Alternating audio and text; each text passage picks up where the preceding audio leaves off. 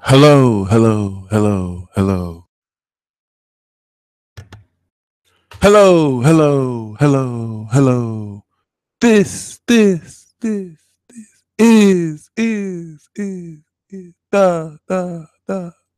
peace, peace, peace, peace. Deal. Lur. Are you ready for another exciting installment of your weekly astrology horoscope? If you thought these gimmicks were going to get old, you must not know I'm a Gemini. I hope you're ready. We are in this new moon period, and we're going to start this with a bang.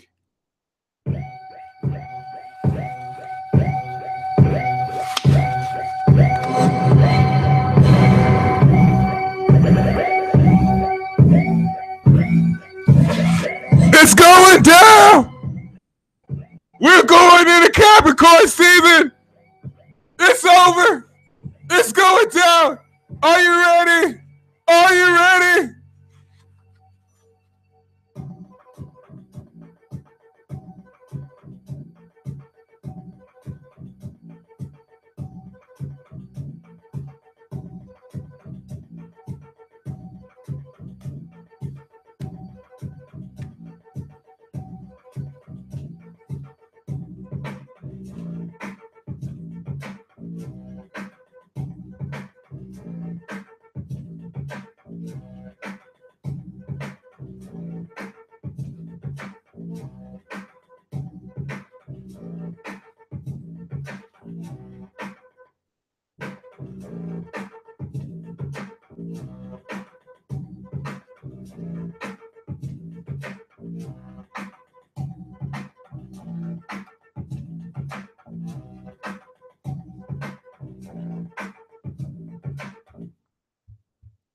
Yeah! Yeah! Thank you once again for joining me. This is the Peace Dealer. You already know what it is. You know we always get lit and live effortlessly, and we provide that expansion like Jupiter provides that expansion. But enough with the theatrics. This week is an absolutely ridiculously amazing opportunity to get lost into the wisdom of your soul. And you will actually find that some of your higher selves just whisk you away into a brand new understanding of your life and the meaning inherent in understanding a whole lot of personal beliefs that are true to you. There are some things in this world that are true, but there are also some things in this world that are true just for you, if that makes sense. And this is important to embrace because what this new moon offers you the gift of is entering into this whole new realm of subjectivity. Subjectivity indicating your own personal meaning of experiences. And any good master is very much so aware of how to balance objectivity with subjectivity. If you think of objectivity as the lines and the rules, then you think of subjectivity as the personal coloring that gives a coloring book life based on the guidelines around the form that's being framed. There's been a considerable war on objectivity by people enforcing their subjective opinions on others, some necessarily so.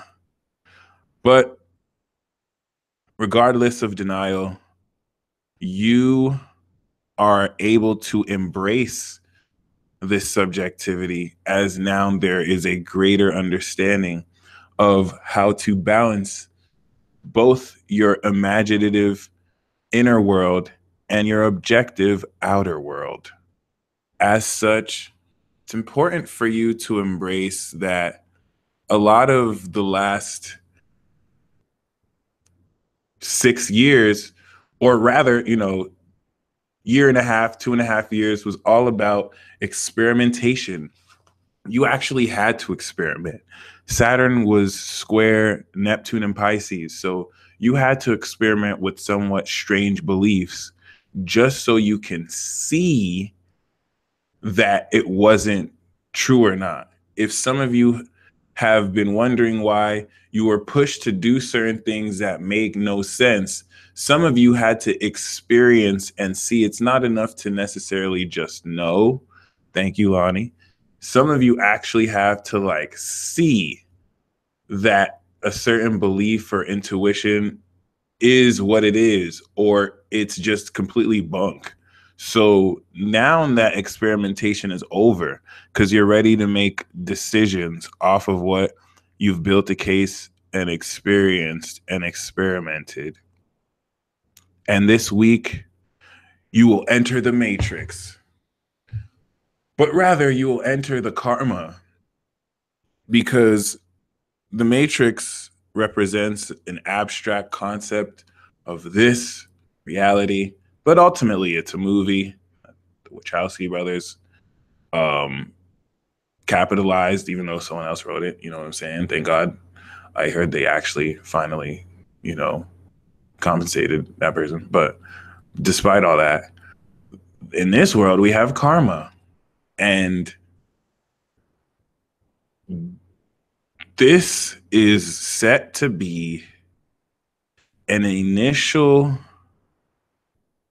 beginning, and we're done beta testing, so launch of this new consciousness. Understand that as we step into this new week, which we're stepping out of the portal, we're stepping out of the portal of real world consciousness. And over the next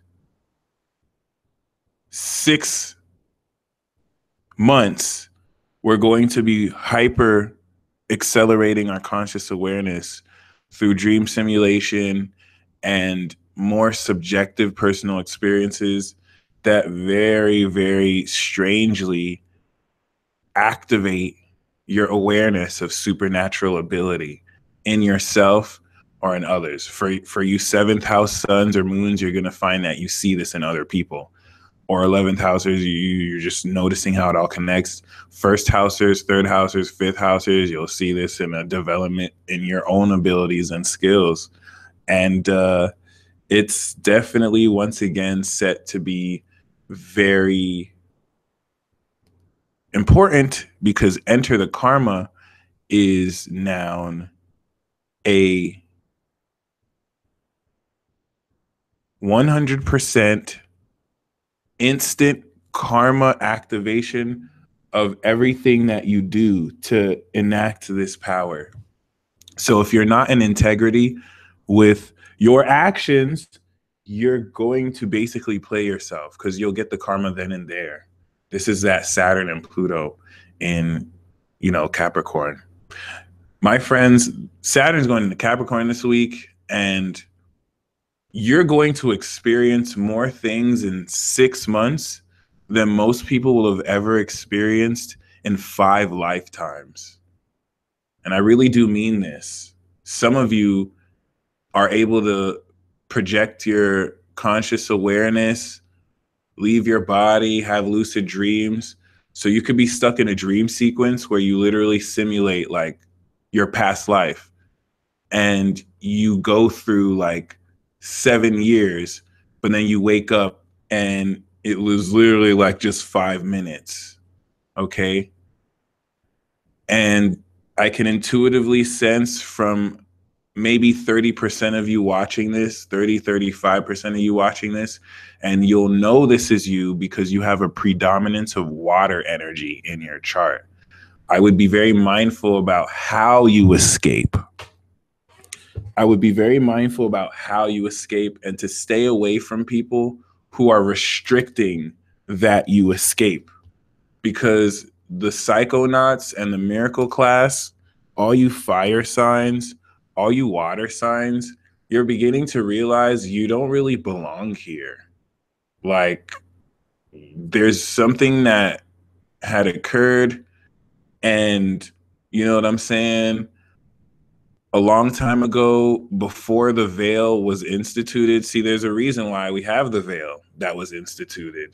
And if you think about what the veil represents the division and separation of this spiritual imagination realm, and this real world. Water and fire come from the spirit world. That's all the spirit world is just like the full torrent of raw emotions and just passion. That's why when you direct the thought in the spirit realm, things instantly manifest, and it can go quickly out of chaos, if that makes sense. So you know what I mean? A lot of water and fire will escape because they're fish out of water, if that makes sense.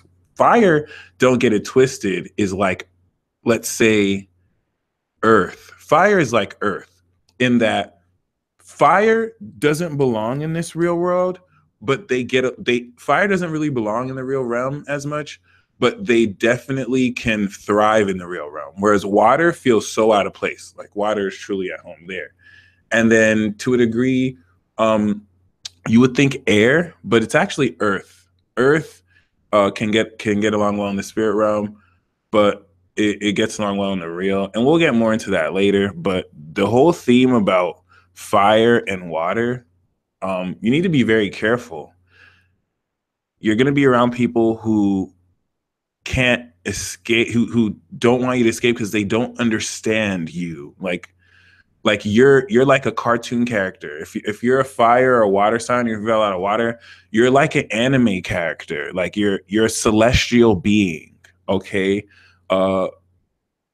Gemini are the angels, and then Libra are the celestials, right? The celestial, and then the higher order celestials are Aquarius.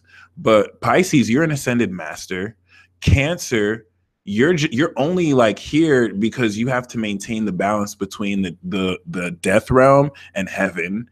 And then Scorpio, you're holding down Hades. And then you fire signs really are like the encapsulation of God in spirit form. Like, you're not real. Like, you're real, but you're not real. Like as earth and air, we're real because we hold down this real realm. You know what I mean? So a lot of you fire signs and water signs, and I don't want to use this term because I don't watch Harry Potter, but a lot of you are dealing with muggles. A lot of you with water sign moons, fire sign moons, you're dealing with muggles. Like, you're dealing with people who cannot perceive this magical dimension. Honestly, I know I'm all astrologer and whatnot, but I'm a bit of a muggle myself. You know what I mean? Like, I'm very magical, but there's a part of me that will not, I can't understand water or fire. Like, that's a whole nother dimension and realm. I'm not there. So that you may be around people who are wanting you to escape, who are restricting you from escaping. Okay. And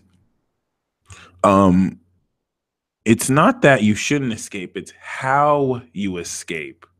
Okay, if you have a lot of water, be careful of how you escape, because if you're escaping in very impure ways around impure people, you can get trapped in a realm. This is one of those weeks where you can get trapped in a cycle. You can trip on acid, or you can drink a lot of alcohol, or you could take a lot of prescription medication while you're stressed out, and you can just go into a short infinite loop of 7 years passing by, and it was really just one night. Okay, that's just an example. And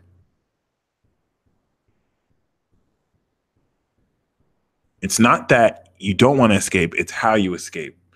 You understand moving forward the next 6 months, you're going to get whisked away, because this is not happening to earth signs and air signs. So if you're earth and air, there's another message I have for you. So this is how you know you're earth and air, because some people have both. All right. Some people are both. You are predominant fire or water, or your spirit fam or real fam. Okay. This is going to let you know if you're spirit fam or real fam. And spirit is real. So that's why I can't say, I can't split it with spirit and real, because we have to go into the story of the veil. So disclaimer, it's 5:21 over here right now. I'm going to go into full channel mode, because when we go into whenever I do broadcasts from December to June, I'm just going to go full channel mode. You're not necessarily going to hear too much empirical information. So before we hop into the Peace Mobile, and I'll kind of show you a technical side of these transits, the reason why I'm kind of stuttering right now is because I'm trying to ground information that is not logical at all. Like, there's nothing logical about the Demon Clan resurrection that's happening right under our noses right now. So I will say, before I get into that and go full fish tard, I'm going to go full fish tard tonight, because the moon is in Sagittarius and the sun's in Sagittarius. So if you guys like conspiracy theories, you might want to start warming popcorn. If any of you guys have popcorn, I'm going to tell a couple stories. Okay. It might as well be a campfire. I really don't care. Get this, my friends. Before we go into there, I really need you to understand Saturn is shifting into Capricorn this week. Over the next 6 months, you're going to experience things that you can't speak and put into words. Okay? You're not going to know how to explain. It's going to, and this has already been happening. A lot of, in just 2 short days, you've seen more synchronicities than you've seen like in 6 months.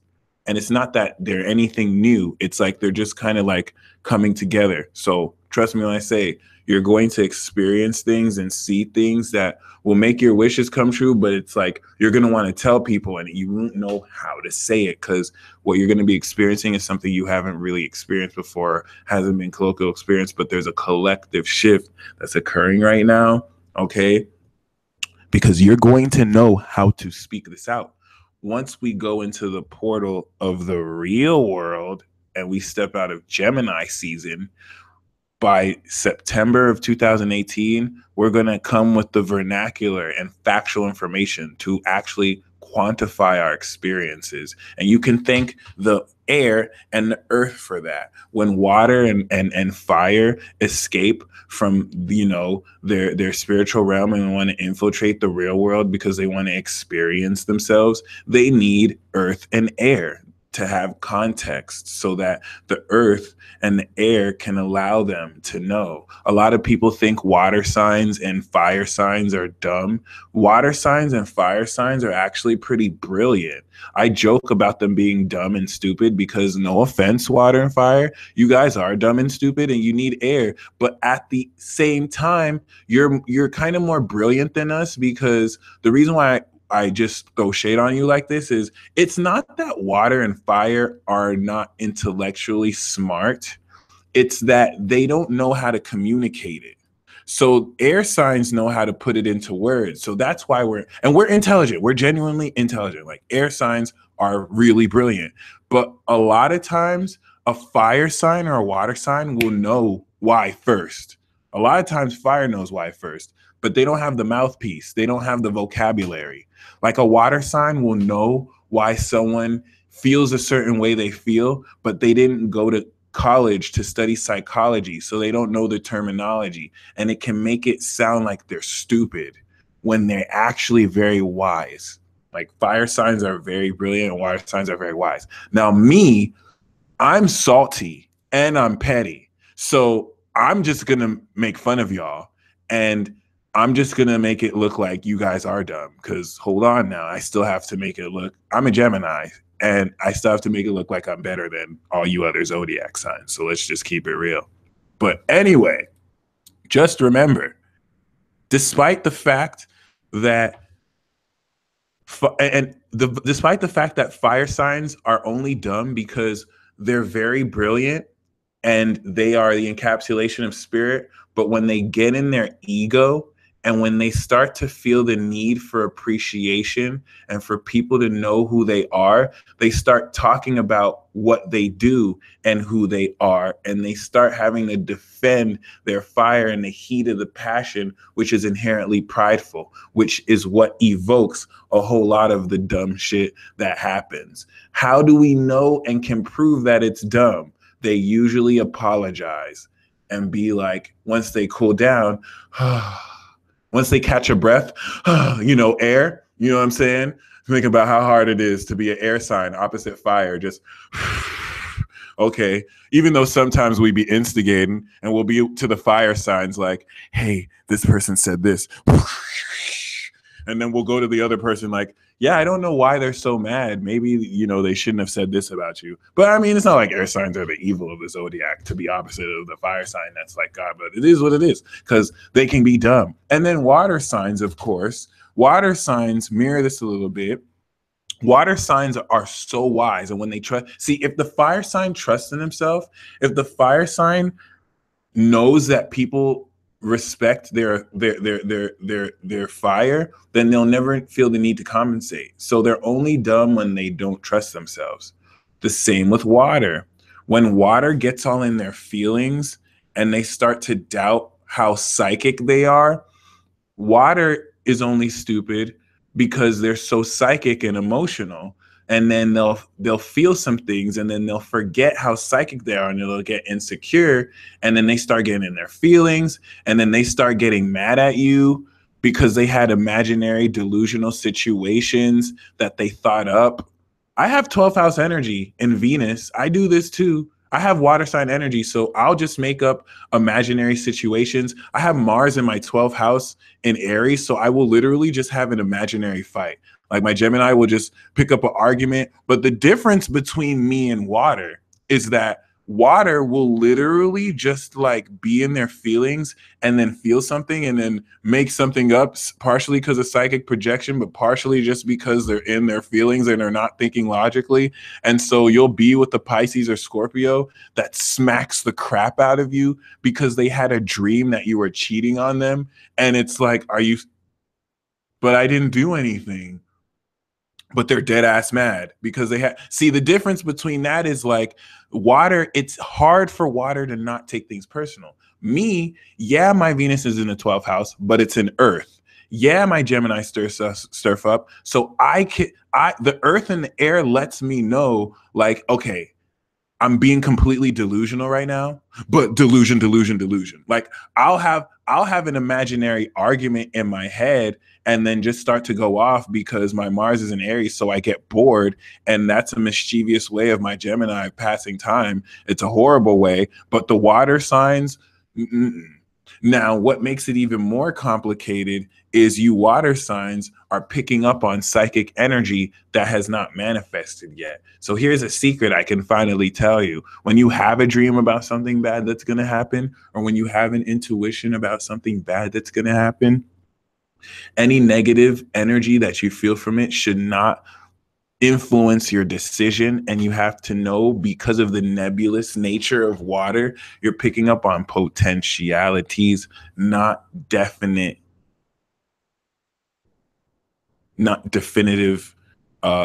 actualities, which I totally just made the word and terminology up. So just keep that in mind, because some of you get paranoid. Before I go to the earth, which is a little bit different, water and fire, I know there's a Scorpio embargo, but I'm going to have to just spill the beans on this one.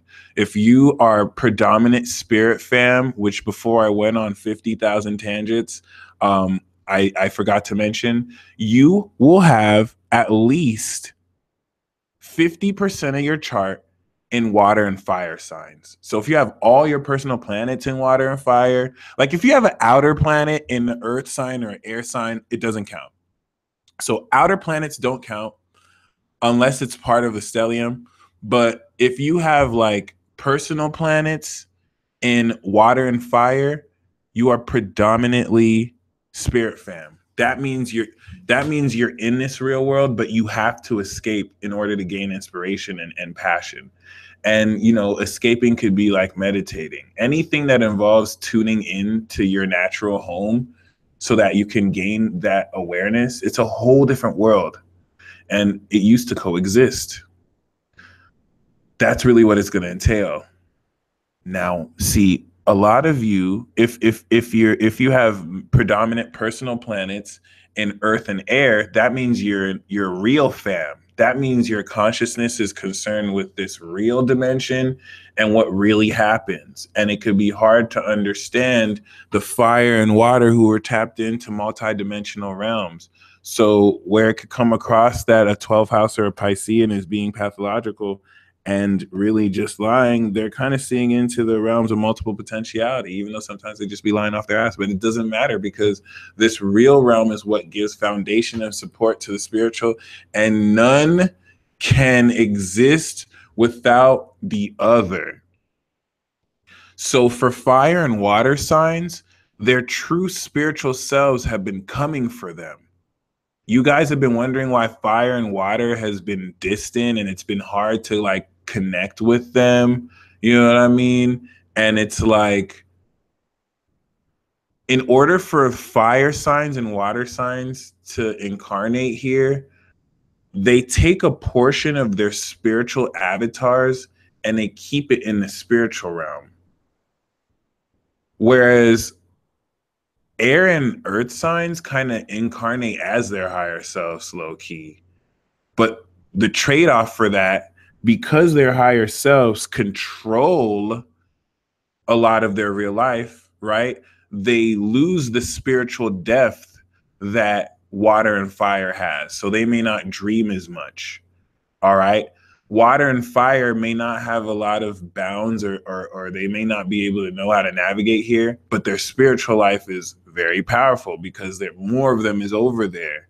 So a lot of water and fire signs, your true spiritual selves are coming through like, hey, yo, why are you still in this real world? How come you haven't ascended yet? How come you're not back with me? Because the deal was, we're going to cross you through the veil, and you're going to do your work there so you can come back, because it's an exchange. Just like me as an air sign and an earth moon, I'm here. I have to go into the spirit, get some, come back here. Like a capture the flag thing, except it's not a competition, or wasn't. We got to get into the story. But air signs, sorry, what? And now some of you are both. Some of you may find like you're a predominance of air and water, or you're a predominance of earth and fire. If that's the case, you're literally both. Especially if you're an avatar and you have a fair balance of both, then this could be difficult. Because like, but look to your sun. All right. If your sun's gonna be where you're aware of. If your sun sign is earth, air, you real fam.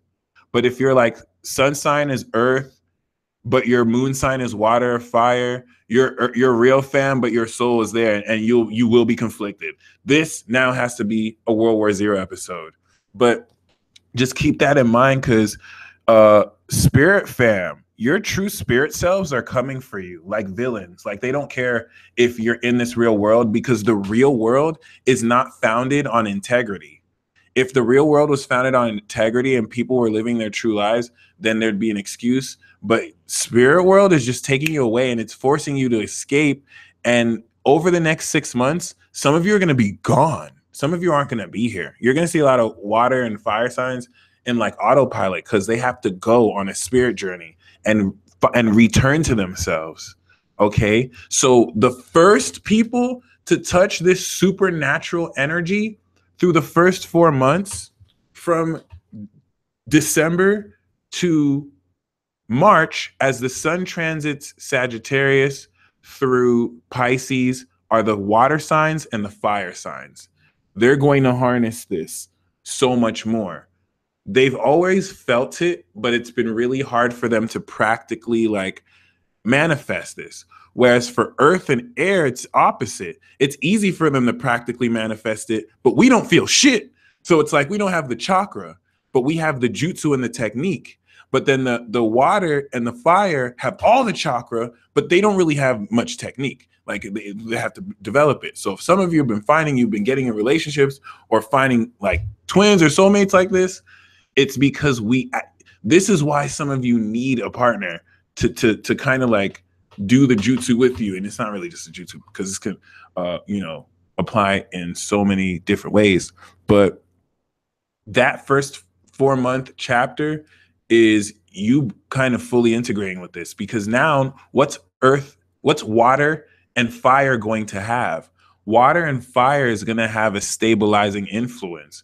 Water and fire is going to have earth. Saturn and Capricorn is going to be the grounding you need to go full fish hard. And I'm only saying this because water and fire signs, like, and if you have moons here, you're going to be led in unconventional, strange places, and you have to go. You have to go. You just have to trust it. You're going to know it. Just do it. Just do it. You just have to do it. You just have to trust yourself. And it's going to start this week for you. Fire, you're up first. Water, yours usually comes at the end. Okay, so just letting you know, from March to June, then it's earth and air. Real fam, this is going to be a bit disheartening for some of you, because very core truths that you guys were saying, water and fire, myself included, I was out here kind of like, gaslighting a lot of water and fire signs my whole life. And a lot of what they were saying, you're going to come to a realization that, oh crap, it kind of is true. Your spirit, your higher self is embodied by you, but there's going to be a drawing into the spirit realm. After air, water, and fire kind of come back, you're going to kind of get pushed into it. And it's going to be really weird. I'm not going to lie. For me, I didn't even get fully into it. It's a little weird for me. Like, everything I'm seeing is like a synchronicity. And I kind of like acting like I'm 3D. Like, everything's not all super spiritual. Like, if I was a fire sign, oh my God, I'd be dancing like. But I'm being a freaking asshole to my spirit guides. I'm being a dick to people telepathically talking to me. Like, could you not be? And then I'm like, oh, I just want a supernatural experience. Could you not? Like, what the hell? And it's an earth and air thing, because now the earth and air has to compute what was logical and what was rational. So from Saturn and Capricorn up until Saturn and Sagittarius, the bounds for what was real has been adjusting. Certain people have been coming up with social issues, and now we're making new rules. From 2009 to 2017, things as wild as, I think before 2009, same-sex marriage was not instituted. Stuff like that. Before 2009, we didn't even have travel bans. Okay, so there's certain things that our minds are starting to. Those are horrible examples, but I mean to say it's in a more spiritual way. Now, once it's in Capricorn, it's new objective law, and you're gonna find that you can now let go and allow yourself to understand certain subjective experiences. This is gonna be really difficult for air and earth, but it's gonna be easy if you let go. If you let go, then it'll be cool. Water and fire, you have to actually you just have to. Water and fire, you already let go. So it's like water and fire, you have to not hold it back. Air and earth, you need to let go. So over this week, you're going to have a very staunch and powerful understanding of where you're headed and how powerful this is. Listen to me, my friends. This is what you're experiencing is not fake. All right. If you've been aware, correct. 'Cause some of you are too busy to be aware, but even then, like, you've been noticing the shift personally, and some of you notice this more than others. What you're feeling is if you're doing this right, you should feel a little bit weird. If you don't feel delusional, and if you don't feel a little crazy, you're probably holding on for dear life, and you're this person who's holding on, and the roller coaster is trying to take you, and it's like, no, but wait, hold on, this doesn't make sense. And it's like, you just need to let go. Like, it's not supposed to make sense. Your intuitive intelligence is awakening a lot more. Think of your intuitive intelligence like a spiritual Jarvis that from your spirit and soul can align your body to things before you rationally compute it. So your mind's like, what the hell? How is this synchronizing so well? But to a water and a fire sign, that's easy because they just go with the flow. And you have to understand what is evolving your intuitive intelligence is Neptune's transit. It's not that Neptune's just in Pisces. Neptune went from Aries and went all the way around to Pisces. So your intuitive intelligence is way much more superior right now than your mental intelligence and your cognitive abilities. So if you're feeling in not crazy, but if you're feeling insane, this is a very good sign. We have a Sagittarius square to Neptune and Pisces. There's no Virgo, there's no rational critical input to at least balance a lot of what is imagining. And there's no Gemini to at least give us some kind of like mental logic. You don't want to push the craziness you feel. Don't feed into anything. But you have to feel crazy because what this square is doing is it's dissolving and it's loosening what you thought you believed so that Neptune can implement imagination. All right. It's going to implement its wisdom through imagination so that you can now formulate new beliefs. And this formulation process is formulating new beliefs about yourself because Uranus and Aries is trining this and about what you, and not only the evolution of yourself, but what do you love? What is it that you want to do with that? The trine to Leo. It's all being established now. All we were waiting for is how to experience it. What does it look like? Congratulations. This is a collective shift. And now I have to go full fish tard because this is not only a collective shift, but this is a very, very, very, very, very, very interesting dynamic that will begin to expose the demons that people keep in their hearts. And when I say demon, you could substitute demon for a psychological malady or a horrendous habit. All right. A lot of you live very close with others. Okay. Um, a lot of you live very closely with certain people, so you know how they really are. You know how they can put a face in public and act a certain way, and everyone thinks they're so nice. They're such a nice person, and you know what I mean? Then you see their true face at home. Well, this transit is going to be showing people's true colors. That's why I do what I can to be as transparent as possible. I always I always trick myself to feel like I have hidden cameras, Big Brother style, in my mind and thoughts. So it kind of forces me to be 100% authentic and also rewire my mind. It's not easy, but it's important because a lot of this is why I'm saying I said before you need to embrace your insecurities, because in order for you to really come more in to this truer power, you're going to be expelling and expressing more what is deeper inside. And you're going to find, especially this week, a lot of how you really feel about things and people comes out. I mean, for those of you who are Aries or you know, fire, you already do this. But once again, like you just got to be very open to whatever you have not resolved, because there will be like a force expellation, especially many of you who will receive shifts in the way your kundalini is open. So get this. Let me tell you why this is such a spooky period.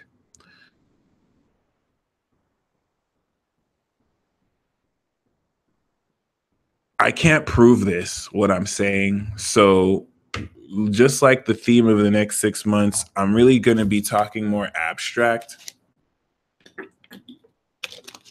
When you have Sagittarius and Pisces, you could really go as abstract as you want because it's less about what you're really saying, and it's more about the energy that you're channeling.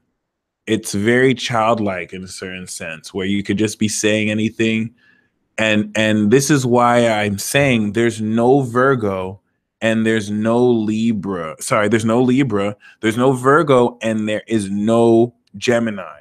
So the way this Sagittarius Pisces energy is, it's on such a higher dimensional level of communication that if a Gemini and a Virgo were there, how your mind and physicality is going to react to the stuff is like, you guys are making no sense. You guys are crazy. All right. And it's negative because even Gemini and Virgo have a magical aspect to it too. But just to oppose, we'll say. So if you're feeling that, go with that. This is a temporary period. Like if we had Virgo and Gemini, I would tell you it's very important that you exercise logic, which you still want to do, but I would tell you to more emphasize it. But this is one of your opportunities to enter a new realm of subjectivity. Some of you are going to be inspired with everything you've ingested in your spiritual diet, TV shows, movies, food, friendship, words, books. It's all going to come together to you in a personal way. All right. This is very, very cliche to say, but some of you are going to step into your own novel. And this is why over the next 6 months, every single thought, every single feeling, and every single action you take has to be 100% authentic to you and defined to you. Because as we step into the spiritual side of the zodiac and the spiritual realm, a lot of your thoughts are going to become more than things. And there was a time where the veil did not necessarily exist. The veil is a created entity. There was a time where the spiritual realm existed with the real. If you want to maybe this kind of follows a little bit like the plot of Supernatural, and you know, certain and once again, what I'm about to tell you, it's hard for me to say this because I'm gonna go full fish tard and I'm gonna flow. So disclaimer, I'm going full fish tard right now. So what I am saying, for those of you who are not ready to kind of take this in, I'm not kind of asking you to take this as fact. You can more see it as mythology, but I need you to suspend all rationality here and just kind of flow with me. We're going to flow. So I'm not going to tell you to believe this is gospel truth, but just vibe with me here, okay? If anything, what I'm going to tell you, I want you to take as an analogy. And what this is why Sagittarius and Pisces energy is better than Gemini and Virgo, because Gemini and Virgo will do everything that's real. Sagittarius and Pisces having a conversation can talk about nothing that makes sense and still divine something real. So a Sagittarius Pisces conversation could be talking about noodles, and Pisces is talking to Sagittarius about noodles that robbed Sagittarius's apples, and the apples got mad and pushed the noodles, and the noodles broke itself, right? So that makes no sense, and they completely made that up.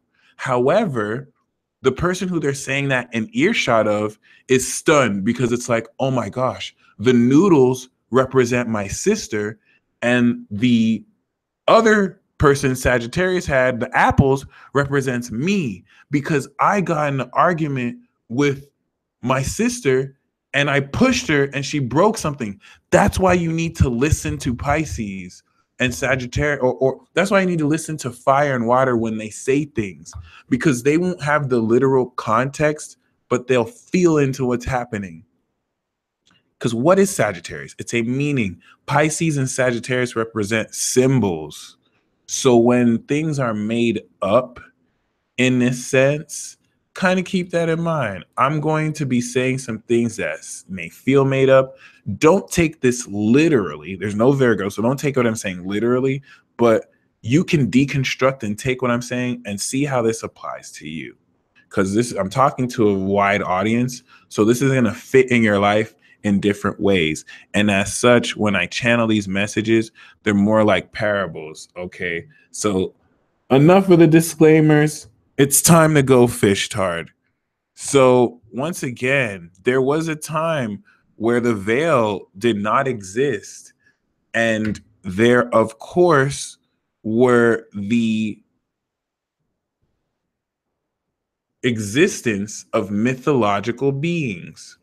When the gods, after the gods, which the gods will represent higher intelligent forces, created human beings and animals, which of course rapidly accelerated through evolutionary processes, you know, there was a time where there was no veil and human beings can perceive these higher beings before they swiped our memory because of the veil, Neptune. All right. Gods knew humans existed. Humans would have encounters with gods. Animals can talk. There were dinosaurs. The things that you would imagine would become real. Okay. And this was during the experiment period. The reason why this was actually sustainable is that the ancient gods were in the real dimension with us. It was just all one. So, in that sense, it's like you had something enforcing what would come real from a lower intelligent level of creation. If you think about the physics or the metaphysics of creation and you think about something and you're investing energy and feeling, you may not be able to see it, but that vibration is now real. So with gods that were active before most of them went into slumber, if maybe there was impurities, like there were angels who took care of that while humans were still developing. However, this, of course, now allowed certain impure energies to also manifest and then take over what was real. And what started to happen was that the mythological energies and the created energies would take over the creator, right? This is even what to an extent made the gods fear the humans, indicated by another mythological story with the Tower of Babel. When they started to build a tower, which is a metaphor, you know, try and reach up to that height and had to confuse them, humans, you want to also think, and I'm trying to explain this in the simplest way because I don't have the brick and mortar of air and earth to piece together facts. So I literally have to make up parables to like express this, but keep this in mind. You, of course, are now dealing with existence. If you think of the higher civilizations that may or may not have existed, that incorporate a higher acceleration of technology, which will, it's not necessarily that people imagined things too and made it happen, but you're just thinking of a hyper accelerated level. So this was not easy to be sustained because the influence of such high vibrations will accelerate the maturity. It's not, it was honestly, it's not until Saturn had to be created to be the timekeeper and slow vibration down to where everything was just moving so fast, because you can see archangels and you could see gods and you can and see, they weren't called archangels or gods there. They were called celestial forces too, like nature, air, earth, the elements, the planets, you know, well, not the planets. So this is where things are getting a little bit, you know what I'm saying, wishy-washy. There was no sense of time. And I really love that plot of Supernatural where, you know, God had to get the archangels to defeat the darkness, because every time they would create life, the darkness would swallow it up. And in a similar parallel, you know, yeah, there was a very increased, more raw feel to creation, but things that people would imagine would literally sweep them up and like take over them. And this still happens today, but at a much subtle level. All right. If I think up and I really create my own self, the entity of lust, I can unconsciously allow lust to take over my life to where I can't even have a real interaction with someone because I'm consumed by lust, which I not only fed into, but also somewhat created. All right. So really keep that in mind, because what I'm speaking of was a more undistilled version of this, where it was so much more real. And so just like he had to get the archangels and he couldn't kill the darkness because that's impossible, he realized that the spiritual realm is necessary for the real world to exist. So it was sealed, and a certain someone got the mark of Cain to hold that in. This is an analogy for the veil being instituted, to where, okay, everything you feel and everything that you imagine is now simultaneously happening in an unseen separate realm. What makes this unseen? The Lordess of invisibility, Neptune, okay, which is what actually gives us a veil. So that's why certain water signs can see through that veil. And that's why there's certain veils that are thin. Okay. The thinning of the veil, now as a sacrifice, these mythological beings and gods had to be not even sealed away, because in order to support the power of the veil, you can't have super high vibrational gods and angels. And I hate to call them gods and angels because this is just the term that we've used.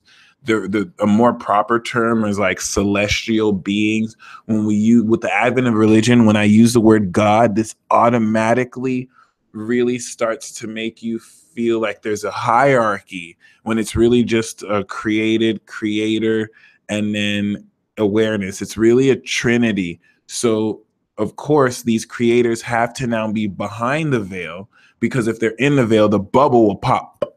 So now this is what, and then the memories have been swiped so that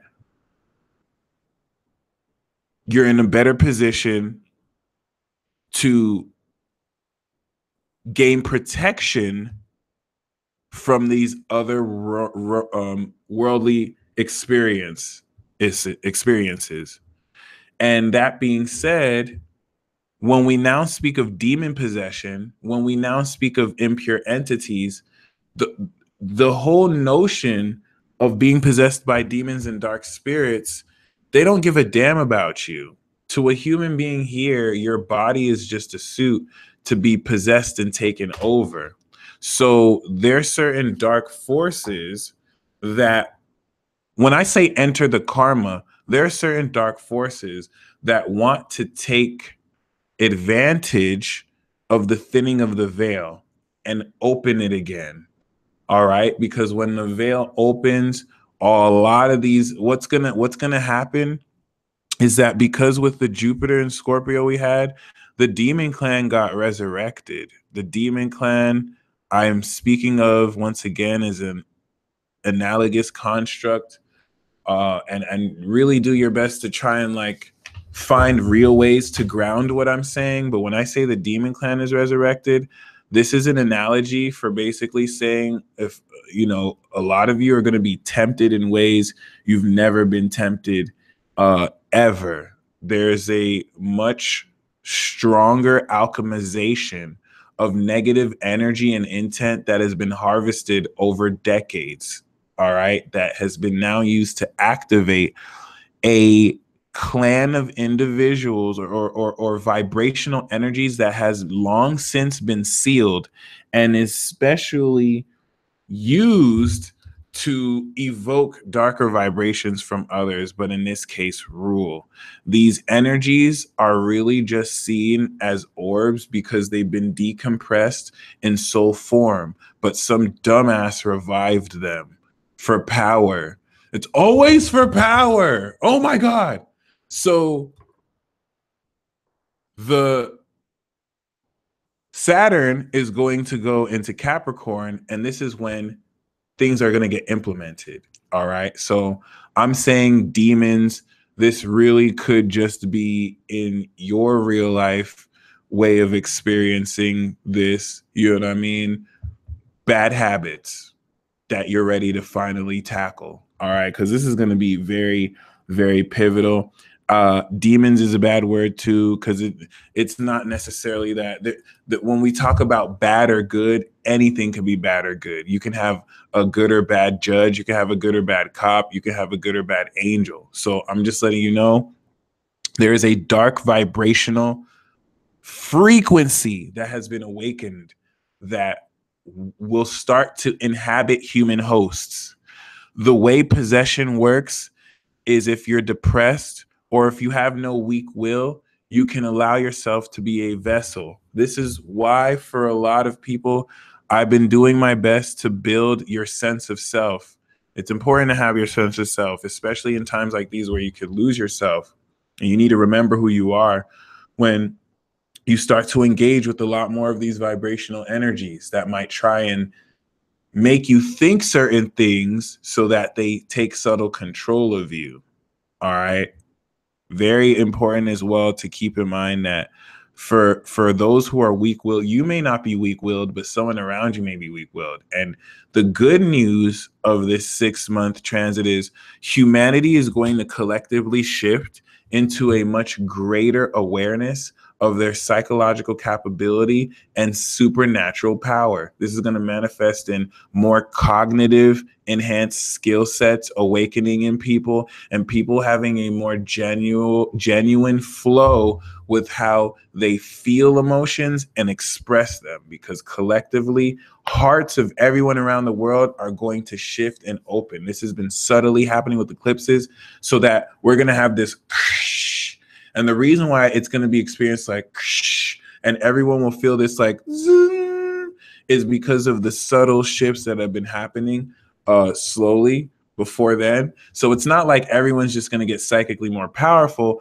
but there's been psychological subtle shifts, all right, over the past 6 years that have led to this. So this is why we need integrity. So that this is the bad part. A lot of people don't have integrity. If you gave a thief psychic powers, they're going to use their powers to be a thief. Psychic powers and spirituality does not necessarily make you a good person.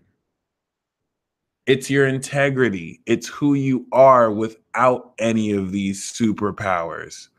It's who you are that definitely defines you without all this. So now this collective heart shift is actually a ploy. It's not really the best thing, because it's actually a ploy to get people to cause trouble. And this happens like in any controlled experiment or structure. There are going to be people who don't use this extra shift, and you now need to trust in your intuition to make sure you don't get deceived. Okay. As with this Neptune and Pisces energy, people can believe anything, especially the lies that they tell themselves. And it's okay to get lost in imagination and believe what you want to believe. It is okay to escape, but you need to at some point know the boundaries and balance. Like, it is okay to escape as long as you acknowledge, hey, this is that realm. Sometimes that line might be wishy-washy, but as long as you acknowledge, all right? And as we're entering the karma, this dynamic is going to once again come into play, where you're going to really start to experience and feel a whole lot of your imagination. Thoughts do become things. All right. I didn't want to tell you this before because I didn't want you guys to be so. There's a way. I could have told you this 6 months ago, but if I did, you would be too focused. It's like if for those of you who are super psychic, like if you knew someone was going to die or if you knew something was going to happen to someone, you purposely don't tell them, because if you knew that you told them, instead of them just living their life to the fullest, they're gonna be so restricted because now they know about something. Does that make sense? So for the past 6 months, ever since we came out that portal in Gemini, you were thinking thoughts, you were feeling emotions. That's why I wanted you guys to do those rituals with me, because what that did was it set intentions. Now, every single thing that you thought, every single thing that you felt is going to literally come in physical form to come for you. This is why you have to just show up from now. That's why I was really encouraging some of you to just like go full fish time, because you're going to really manifest this as magic. Okay. Keep this in profile mind, because this will freak some of you guys out.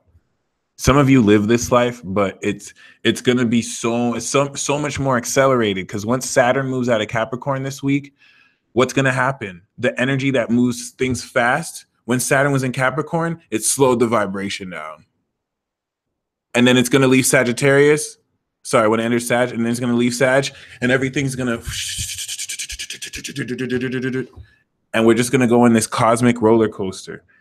And you want to really trust how a lot of your energy is going to open up. Everything's leading synchronistically. However, once again, a lot of what you see over the next 6 months and this week, starting this week as you enter the karma, is going to show you things that you're better off just not saying, because you're not even going to know how to say. So the reason I'm saying this is you're going to want to know what the hell's happening, and that's natural and that's normal. That's a sign that you're human and alive. Just let go for the next 6 months. Let go, let God, let go, let Goddess. You will get profound explanation on your own 6 months from now. Once we're in Gemini season, you will know. But until now, just experience and fully immerse yourself. All right. This is going to be really fun for those of you who are wanting to know who you are on a deeper level. For those of you who have been running away from the truth of yourself, for those of you who are refusing to embrace who you really are, this is going to be one of the most scary periods of all time. For those of you who are afraid of your psychic ability, or you refuse to believe certain things, this is going to be very scary, because a lot of you, your psychic power activates when you're with other people. So it's not even that you're socially awkward, but you might have very strong Uranus and Neptune, or you might have a very strong like Venus or Mercury in a way that connects with people, and then you're just connected more than you usually are, and you're not used to appearing naked in front of other people. It's all good. Now you're stepping into the main canon. Enter the karma. The first part of this week consists 100% of embracing and establishing what the central plot of your life is. This past week brought everyone that in mind or spirit or physically that you're ready to move forward with, cut the people off that you're ready to let go. And now this week moving forward, you're going to step into a super profound level of reestablishing what the main cycle of your life is, which is going to be reviewing everything that you came into thus far. As such, be definitely very mindful that we will establishing the awareness of what it is you're ready to accomplish. This new moon is your opportunity to sow the seeds on a dream that you will never give up on accomplishing. A new moon square Neptune in Pisces, trine Uranus in Aries means you need to dream a dream that has not been accomplished, and trust that the universe will help you achieve it. This is that type of week where you get inspired and you see clearly something no one has seen. So before we hop into the Peacemobile, I promise you this new moon and this week, you're going to see something that no one has ever seen before. You're going to see and experience it, okay? From now until March, you're going to be trying to make sense of what you're experiencing, and you're going to see it. It's like from last June till now, you've been sensing it, You've been sensing something from the other realm, and you know it's there. Okay? And let's go even back. 2016, whatever has been interacting with you from the other side, you were like engaging in the whole politics to see if it was possible. Then 27 came in and it's like, oh my God, it is possible. I think I am interacting with something from the other side or from within me. And then or an alien for some of you who are more cosmic. All right. If because a lot of Libras and Aquarians, they're getting visitations from aliens. They don't know who to talk to. Whereas like Pisces and Cancer, they're hearing spirits. Everyone has different dimensions of this. All right. And 2017 was now, oh my gosh, I'm starting to really physically start to hear certain things from the other side, but I can't make sense of it. Oh my God, synchronicity is as well.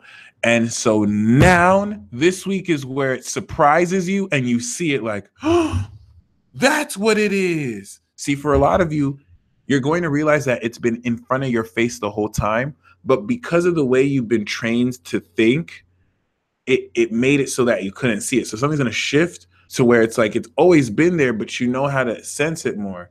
So from now till March, it's like you're integrating your awareness of seeing it like, oh, wow, I see you. Like, I understand this connection. Like, oh, I understand what I thought. Because some of you were interacting with this, but you were projecting it onto real people because maybe the people would project on took its likeness. So you weren't sure, but now you'll see it.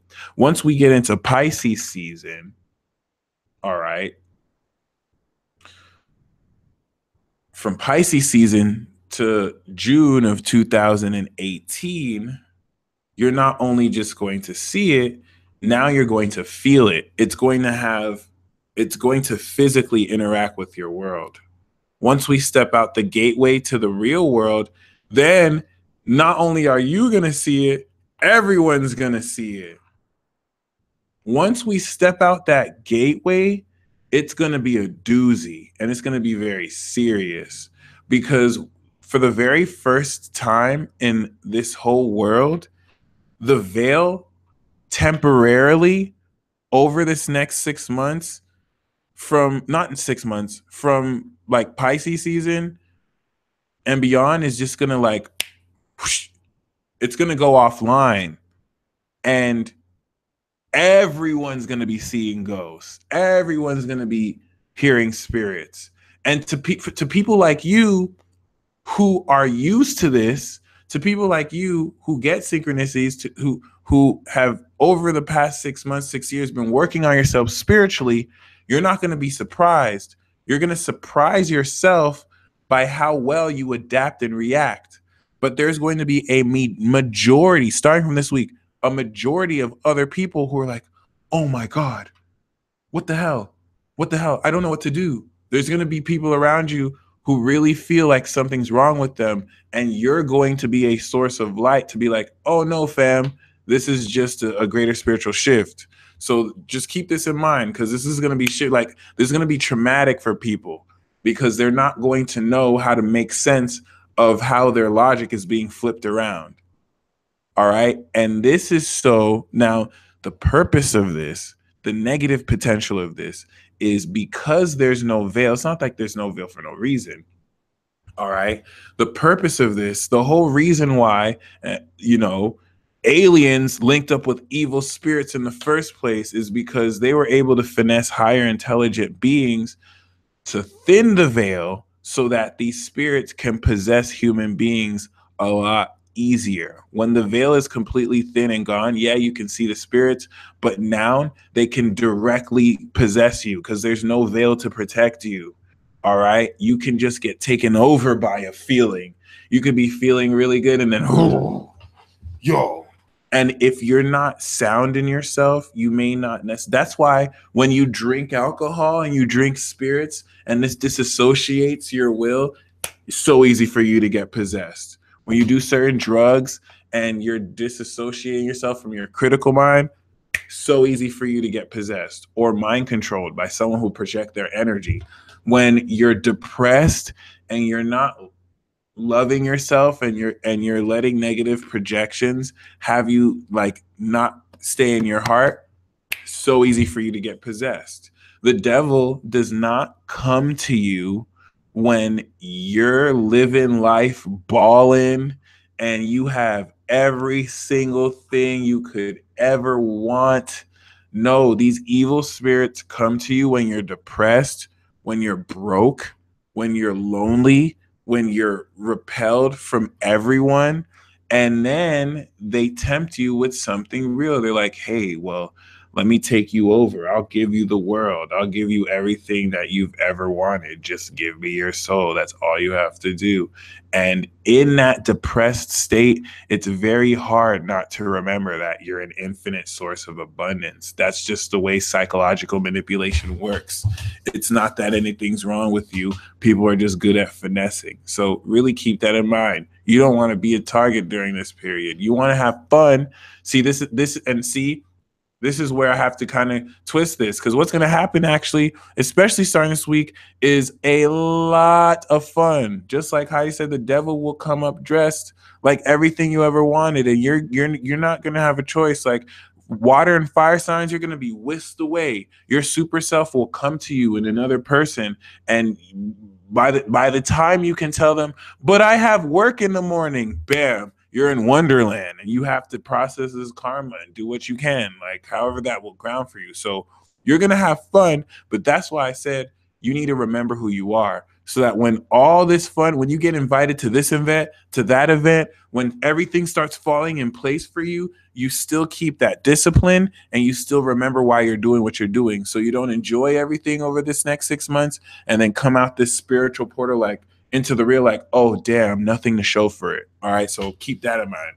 And yeah, during the new moon in Sagittarius webinar, what we are going to do is open up to brand new possibilities.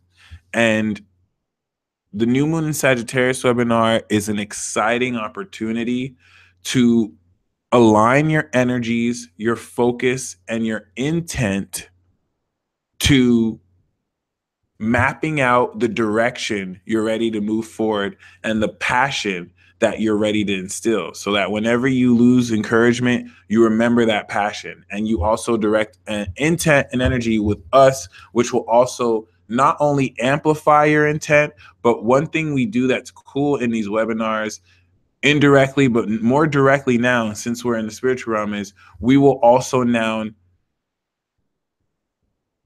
project intent so that whatever you intend manifests. It's like we look out for each other, kind of like we do sometimes in this live chat as well.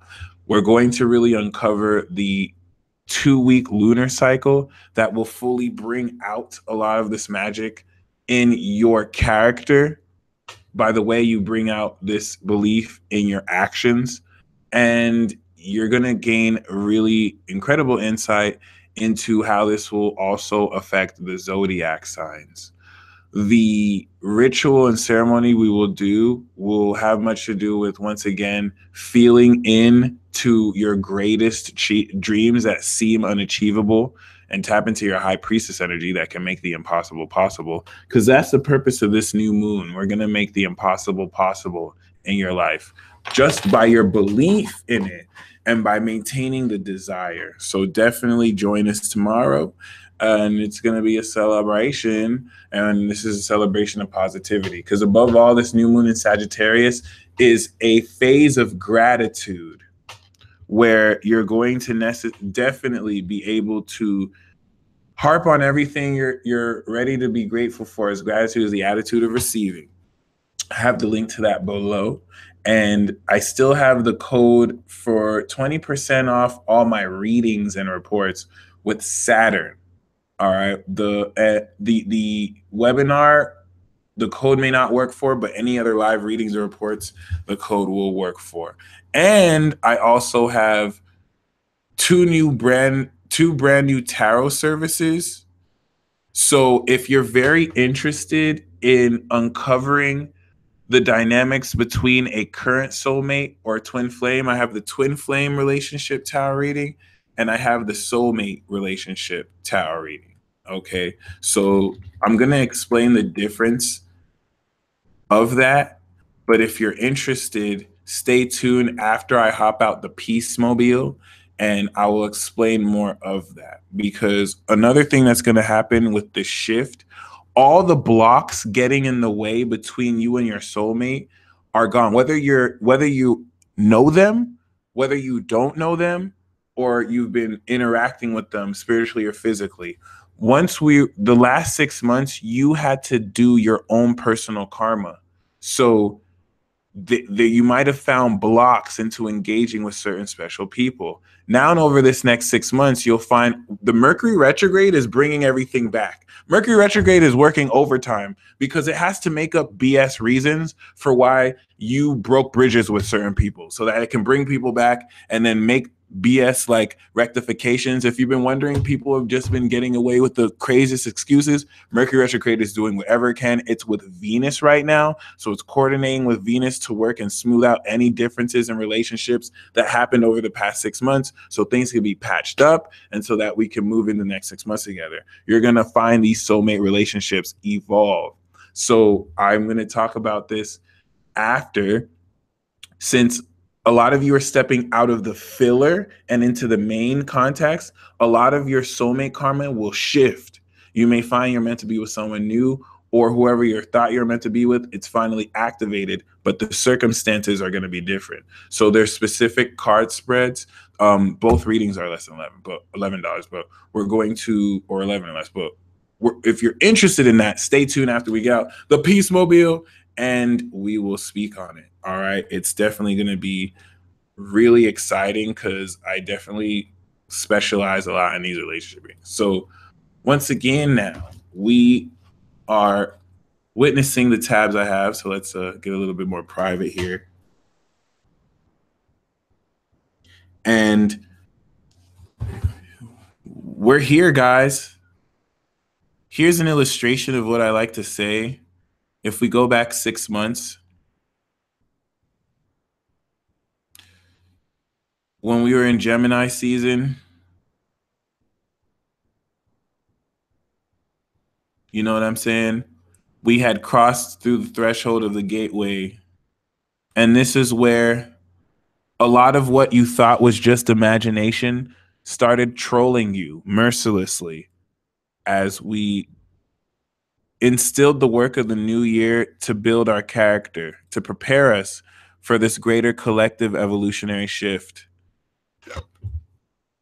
This is important because as we go back through the gateway down and the moon is in Sagittarius, this is huge. Oh my God. This is very huge. Like, you need to keep in mind there's no energy here. The fact that we have little to no fixed sign energy other than Taurus, it's like we're moving up in an air balloon right now. This is the fire bringing us into a portal. That's why I was saying, like, if we had any prominent Earth, then we would be stuck. You guys are going to be pushed to change your mind on a lot because the only thing we have in Earth is destroying any bit of logic and reality that you have before we start to build new rules with this Saturn shift. So today and tomorrow is going to be such a rapid acceleration and realization of how to experience your magic, as of course this is your conscious software firmware upgrading. And then the moon will move into Cap and you turn the device on and it's like, phew. So with Mars slowly moving towards Jupiter, Jupiter is an evolution. What's evolving? Your power. There's no coincidence that your power is evolving simultaneously so you can experience its effect in the spiritual, as your awareness of your magic is also crystallizing and reaching completion.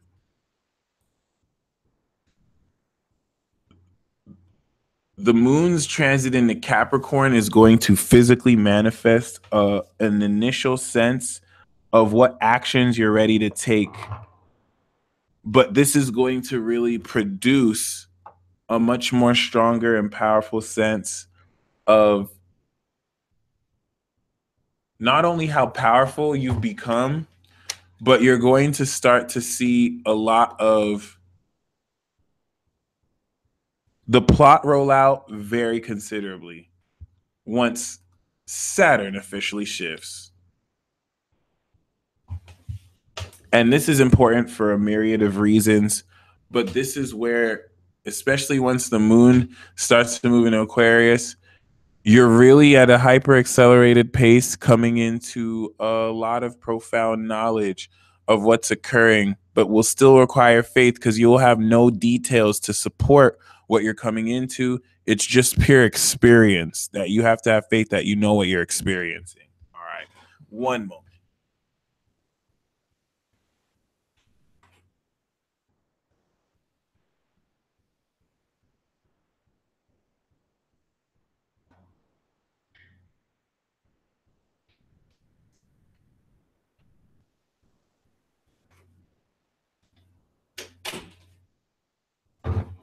On top of that, being that we have the fundamental souffle of master sign energies, if you want to call that, Mercury also goes direct. So there's so much that happens in this week. It's not even funny. We end the week off with the moon in Pisces, taking a lot of what Sagittarius inspired us with and now gaining a more internal, personal, subjective understanding based on pure intuition with the evolution of our psychic senses and energy. It's huge. And I'm going to break this down again real quick. A lot of this is dependent on the sextile Mars is making the Capricorn while trining Pisces. And because of the culprit here being the shift, a lot of the square is what caused us to be aware of the influence of something that is not aligning with what we see. And this shift is now where it's like, oh, now it's aligned. Now I get it. So it's all happening this week. And think of the symbolism of after the shift happening, bloom, Mercury now goes direct.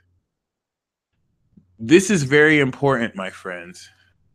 This is just merely evidence to support why and how we needed this Mercury retrograde so that we wouldn't go batshit crazy just by experiencing a lot of the shift.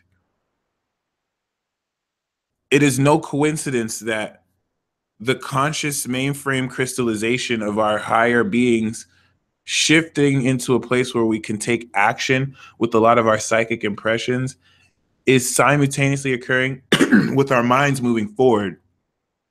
Our minds had to move backwards to occur for the shift, because what's going to happen is your energy is going to like start to sparkle and move around, and your ideas are going to change based off of stimuli that is you're receiving and giving. And then once this shifts, your mind turns around and you're ready to move forward with it. So this week is basically the actual entering of the karma. Next week is now when it's like, okay, we stepped into this. So this week is important.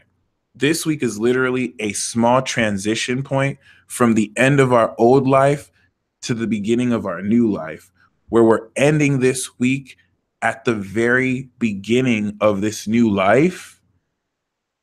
And next week, we're starting to take our first steps. Huge. Enter the karma, where the weight of your karmic decisions over the past 6 years are now ready to meet you full force. So if you've been doing amazing things for yourself and others, congratulations. If you've been nothing but a scumbag, of course you'll find it's a little bit of both. So prepare to enjoy this new adventure, because the new moon in Sagittarius is also indicating a grand karmic adventure. This is the only new moon that we're probably going to have with Saturn at 29 degrees, with Mercury retrograde and Venus trining Uranus in the North Node. So this is the new moon that's sparking you off on the adventure of a lifetime, hands down. It's a huge deal. And every single day is going to have you go to a higher level of this till we end off the week. Now, as such, this is why I really do want to illustrate with my tarot service. The reason why I wanted to focus on a lot more on soulmates and twin flames. Like I said, when you have a new moon that is featuring, when you have a new moon that is featuring Venus, new moons that feature Venus literally spark sight in new relationships. So it's kind of difficult to say for anyone who's already in an existing relationship. If you're in an existing relationship with someone, there's new passion that's about to be birthed where both of you are going to be so excited about this new wave. For any of you who are single and looking, this is a new moon in Venus. So it's not just so that you're going to be able to connect with someone, but Saturn is going to establish a relationship here for those of you who are wanting to, because Venus isn't necessarily relationships. That's more Juno, but the Venus aspect is going to really bring love. As such, this is going to bring new soulmate constructs for a lot of you. So a lot of this is resetting. You want to think that this is reset because you're stepping out of a filler and you're stepping back into the main core. Some of you could be moving. So it's like all your soulmate karma is changed. All right. So for those of you who are interested, I do have a how to manifest and create love in your life. It's a special 10 card tarot spread. You could, for this spread, this is just more for, greater love. This is what I mean when I say Venus doesn't necessarily mean relationships. It just means love. So whether you're single and looking, whether you're single and not looking, or whether you're in a relationship, this spread is for how you can increase love, all right, in your life, especially if you're single. A spread like this could let you know if there's certain people who may come in your life that are trying to distract you, or it's going to let you know what you can do, like embracing more of your inner feminine. Or I might pull the 5 of Wands. If I pull the 5 of Wands in a reading, it's saying you might be shying away from challenge. And if you want to embrace more the love that you have on your own, you need to go through difficult situations. So it's definitely very valuable. It's only $9. It's $18, but it's on sale for $9 for this or beyond this new moon. But the 10 card spread that I pulled, I'll let you know the spread, the 10 cards, which will really help you release blockages as well as learn lessons from the past and actions to take. Once again, it's a Celtic spread, so we'll talk about the current situation at hand. The second card will go into what's your biggest strength. The third card is what needs to be released. The fourth is what needs to be learned from the past. The fifth is personal advice moving forward. The sixth is what to avoid. The seventh is underlying subconscious fears that may be getting in your way and you don't know. The eighth are actions that need to change or be applied. The ninth is the possible outcome. And the 10th is how to change it. I'm charging each card with energy now because we're stepping into the next half. So when I pull the card, I'll be charging it with intent. And so your decision to receive it means that any of you getting this love reading, know that it will change your life. And I'm not trying to say antics, but the mutable sign energy we have in Sagittarius, squaring Neptune, when you actually have you know what I'm saying, certain magic like this that divines, this will apply. It's just $9. It's $18, but it's $9 on sale. The new services are on 50% off. All right. And I'm doing it 50% off because I love doing relationships. Like, I'm doing a lot of this basic astrology, but I want to specialize in synastry reports and relationship compatibility. And I love doing tarot cards on readings for love. The reason why I love it, especially when I did that quantum partnership special, a whole lot of the reading spreads I did were so similar, and it really helped me see like a whole lot of themes. So this is a 10 detailed card spread that will let you know where you're at and what practical actions you can take, to where you take those practical actions with this acceleration of energy within a week. This is going to help you mend any relationships. This is going to help you realign yourself, so you're clearing a whole lot. It's basically a steal.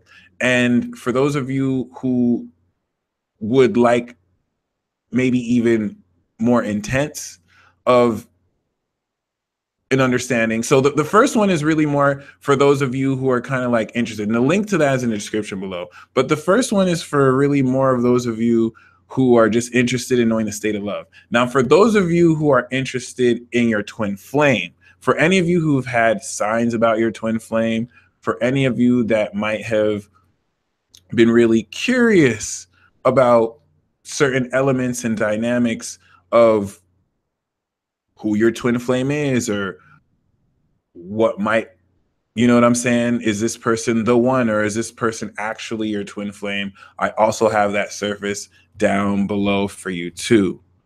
If you're necessarily wondering about the future of the relationship or need to make a decision, which is important, as the final decision is being made, Saturn in Capricorn.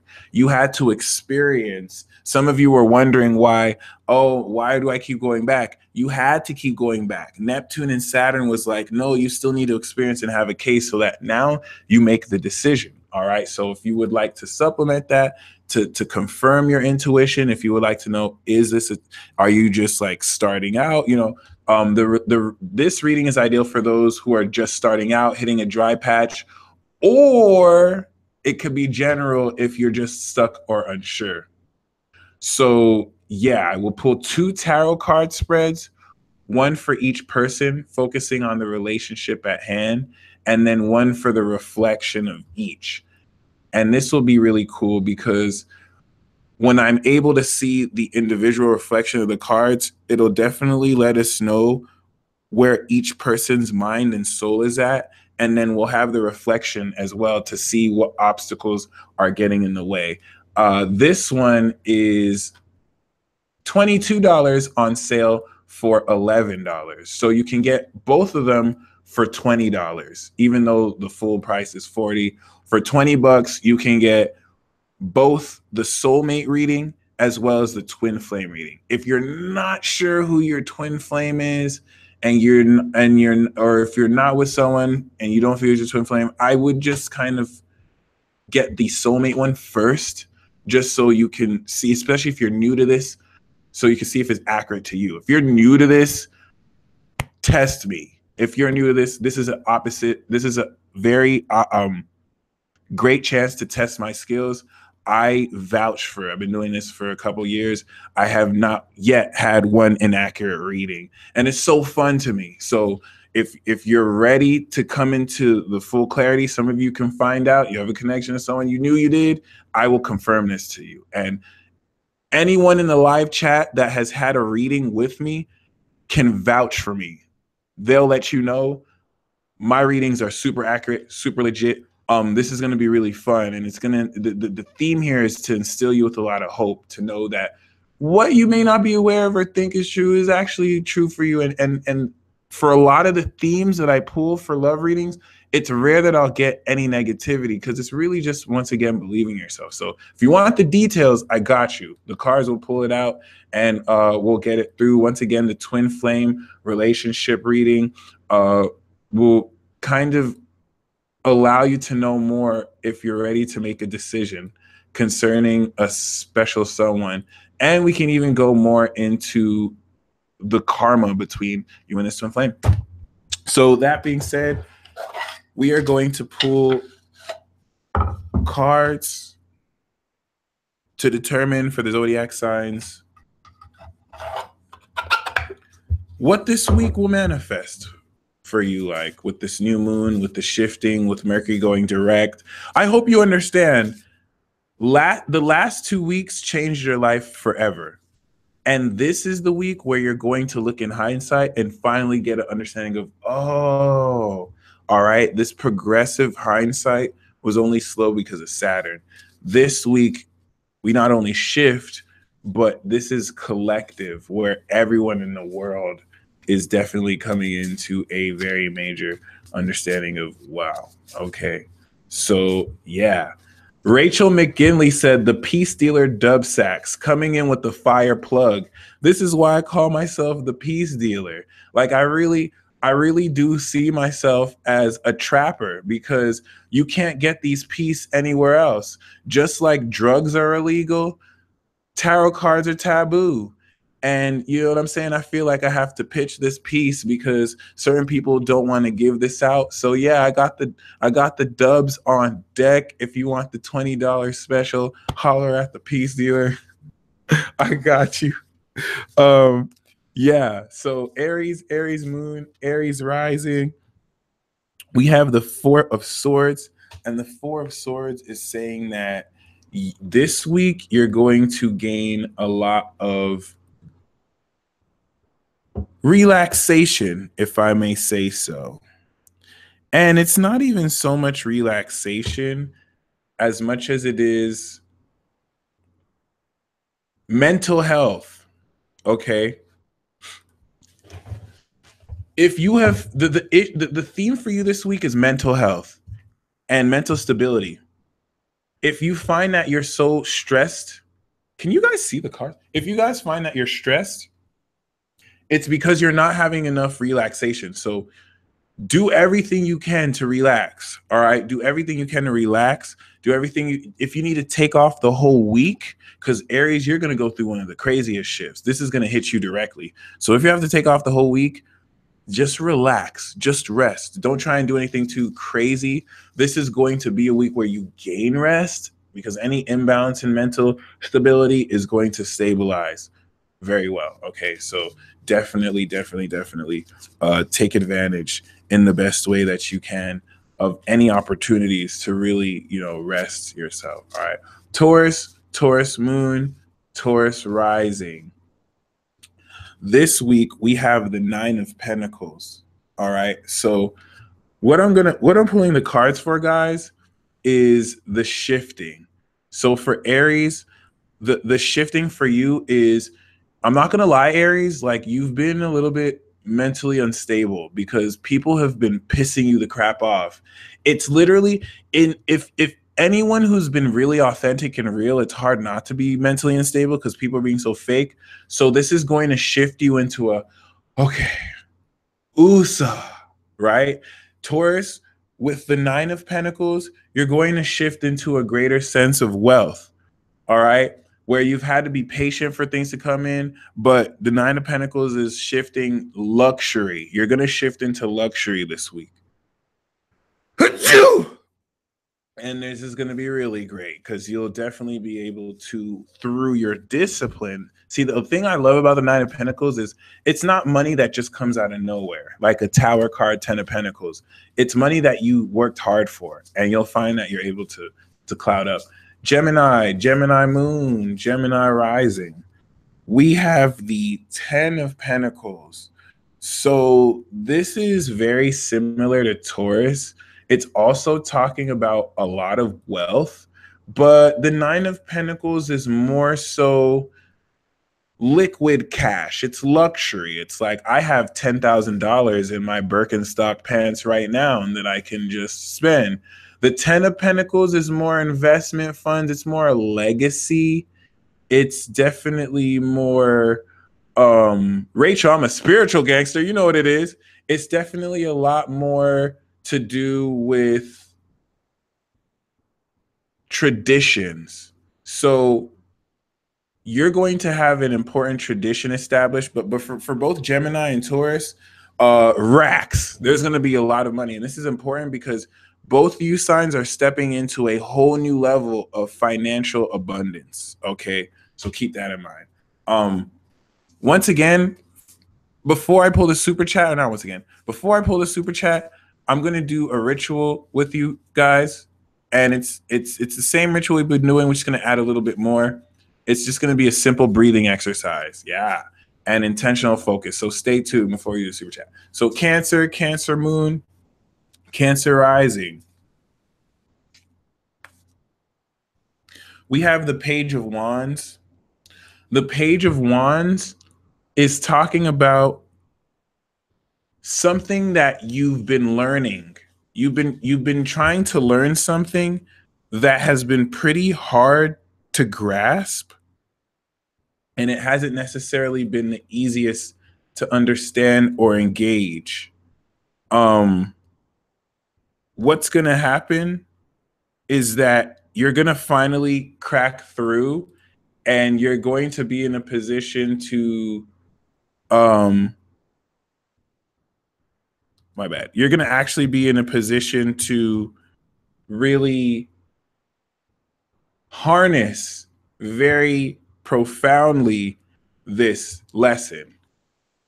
For example, the Hierophant is like, sorry, the Page of Wands is saying, like, I think someone might have taught you an energy technique, Cancer, and Cancer, you're finally going to grasp it to where it's no longer like a concept. It's like, oh, I've mastered a juju technique. For you, it's very energetic. In fact, Cancer, the Page of Wands is also saying you're gonna feel you get your sexy back. You're just gonna start feeling mad passionate, and you want to embrace that. This is gonna be a really exciting week for you because it's like Saturn's out your sixth. Thank God. All right. We have for Leo Moon, and Leo Rising. We have we have the Two of Cups. Leo, looks like you're gonna be loved up. Leo,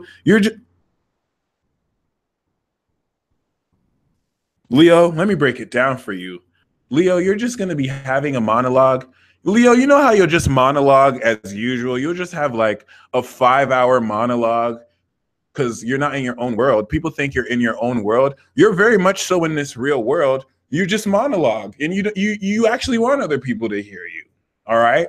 So you're just gonna monologue, and then after you finish your monologue and your amazing adventure, because I'm not being sarcastic, like Leos are fucking awesome. Like there's a reason. There's a reason why Leo is so self-absorbed. There's a reason why Aquarius is narcissistic. Like hate on them as much as you want, but Leo is really awesome. So they'll just experience stuff to where their life is literally a movie. And then the reason why it's so hard for them to really find someone, because Leo likes everybody, but they don't really love anyone. Because the thing is, Leo loves everyone. Don't get it twisted. They can see love or anything, but no one's really as cool as them. So if they get with someone, it's usually just someone who can hang. So they're going to have their monologue and they're just going to appreciate themselves. And then, Leo, after you finish your monologue, you're going to turn around and you're going to see someone else just finish their monologue. And then you're going to look in the eyes like, oh my God, you monologue too. And it's like, you're going to meet your match. Leo, you're going to be with someone who is so into themselves as much as you're into you, and it's what you've needed for so long. It's like you're both going to be lead roles and that's what you always wanted. Like people kind of like feel like you want to just rule over someone. All you want is somebody who can keep up with you, Leo, and you're finally going to get that. Especially if you're with someone, you're just going to find the chemistry perfects itself to where, you know what I'm saying, it's really awesome. But I wish I could be a fly on the wall. Like it's gonna be like both of you looking into the pool of each other's eyes and seeing your reflection.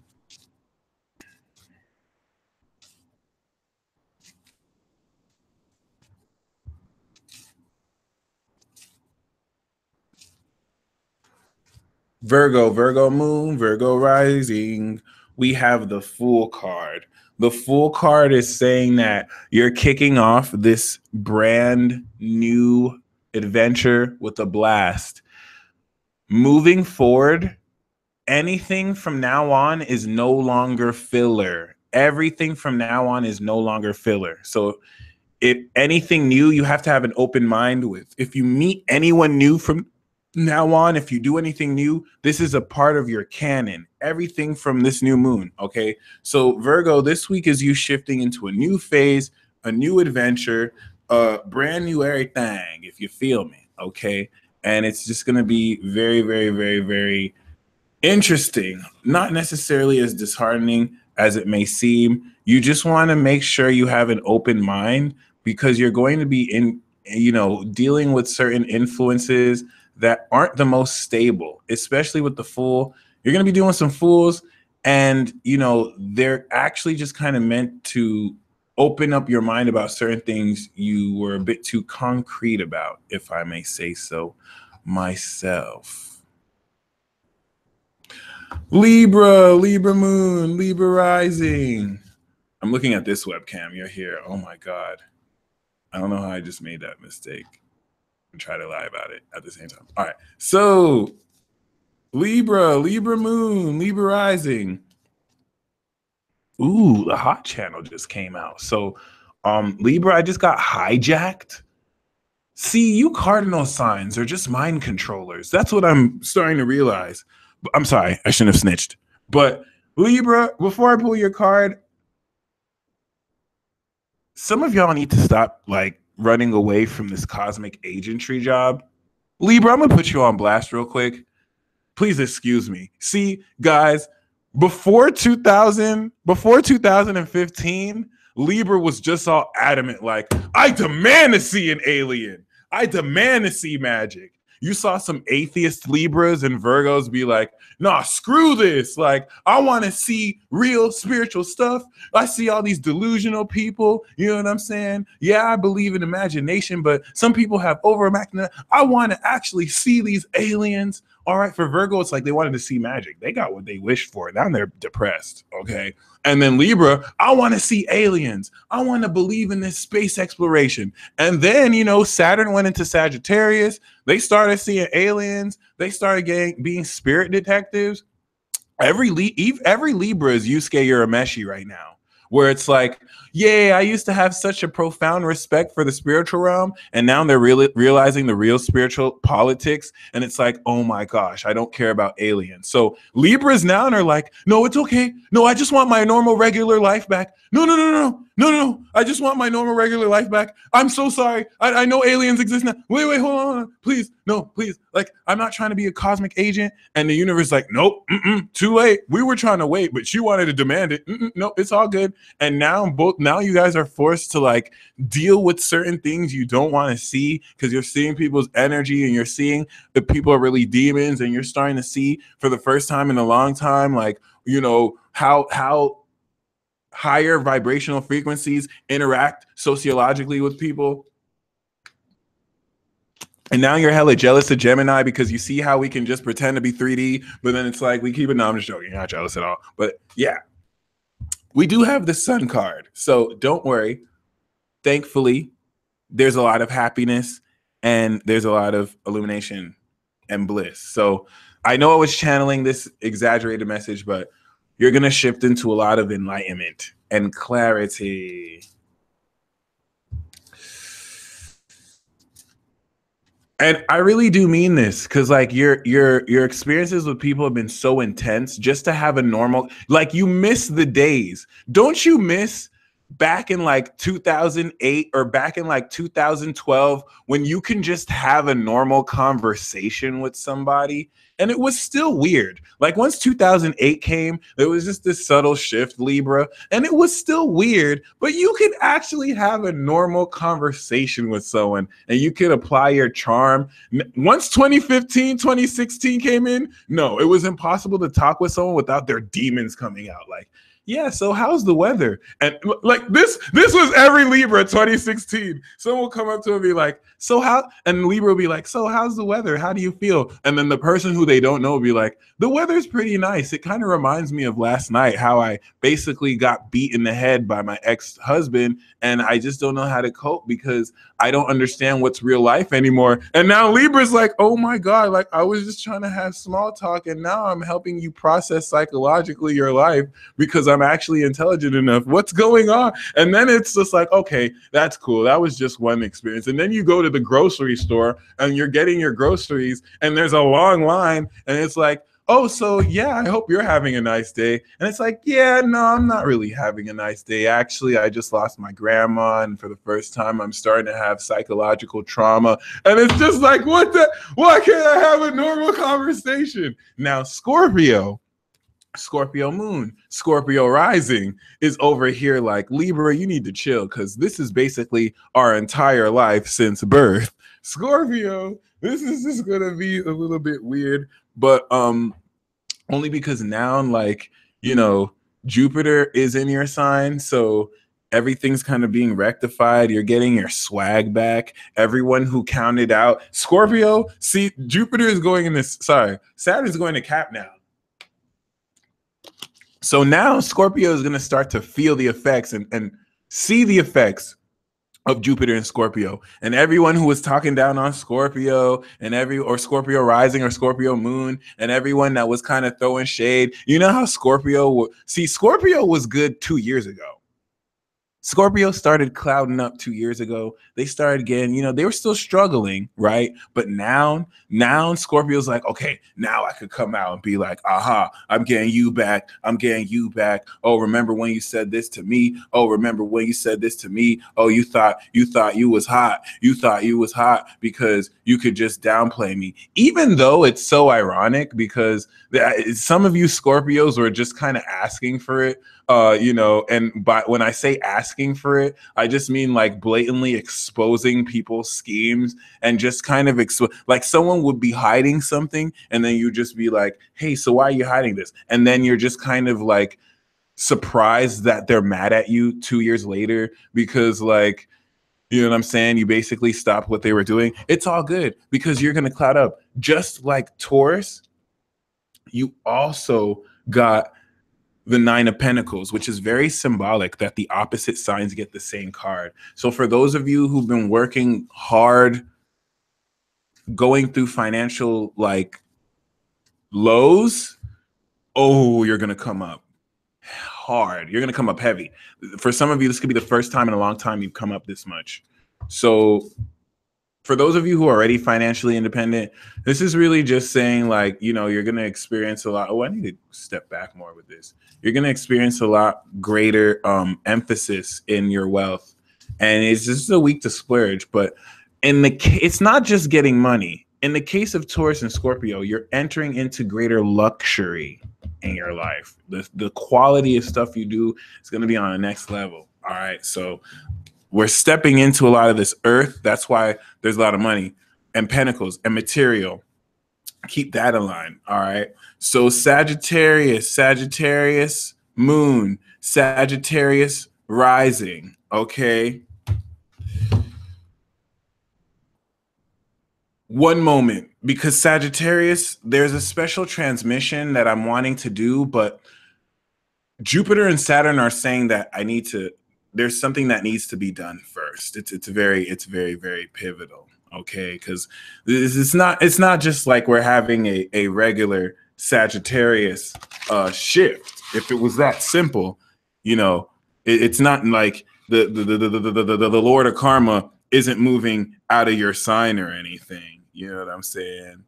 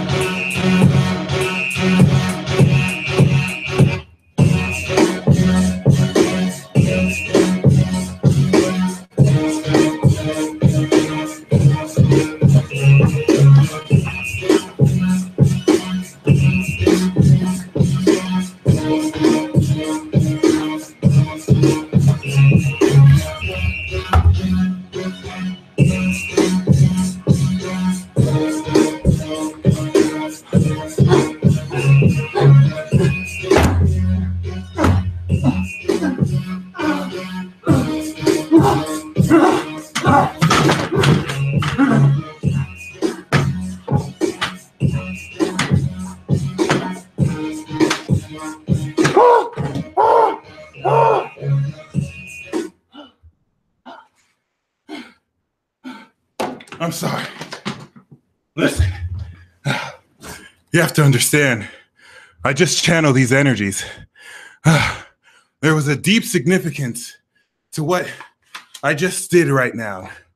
You see, when I channel Sagittarius energy, it's not just enough that I tell you. I also have to show this to you as well.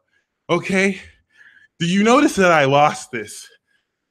Just imagine the wildest zodiac sign in the entire existence just having to like be chill.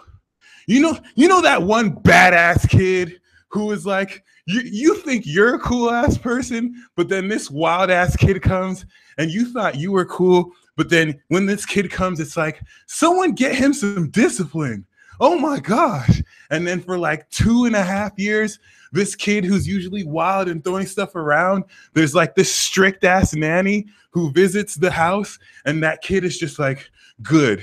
You know what I'm saying? It's like for 2.5 years, Sagittarius just had to be like Sagittarius, which would normally just like on a whim, just throw everything away because they're just that wild. They now had to develop discipline, and it's like, and when that sign shifts, my friends, you guys are just going to be like, you guys don't understand. Like, I'm afraid because guess who's opposite Sagittarius? Gemini. Do you know I went through some of the craziest experiences of my life because Sagittariuses were awakening and they had to project this to somebody. So I was just having synchronicities left and right. And then Saturn came into that sign. And then finally it was protection because they had to go through stuff. Yo, Pisces, get ready. Like, Sagittarius is going to be free again. And that's a problem. Okay, now it does come with a benefit. Now Capricorn is going to be a little bit busy. So there's that. But oh my God. So Sagittarius is just going to go wild. It's like, it's like you thought that kid when the nanny leaves was just going to be like, yay, you're better. But that kid was just waiting. Sagittarius, you're just waiting for Saturn to leave out your side. And you're going to flip the table like, yes. Oh, yes. Oh my God. Oh my God. Oh my God. Geminis, beware. Geminis, beware. Geminis, beware. Because you thought Saturn in Sagittarius, it was over. Because Saturn went to Sagittarius and that Gemini Sagittarius thing stopped.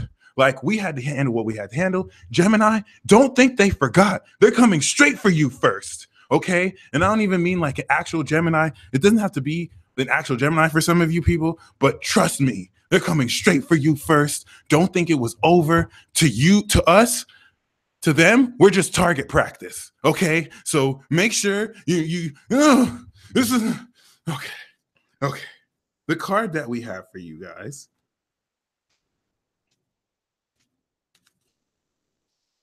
is the Page of Cups. You see, when you have the devil in your sign, just cock blocking every romantic advance you have, making everything you do so notoriously socially awkward, it's really hard to develop romance.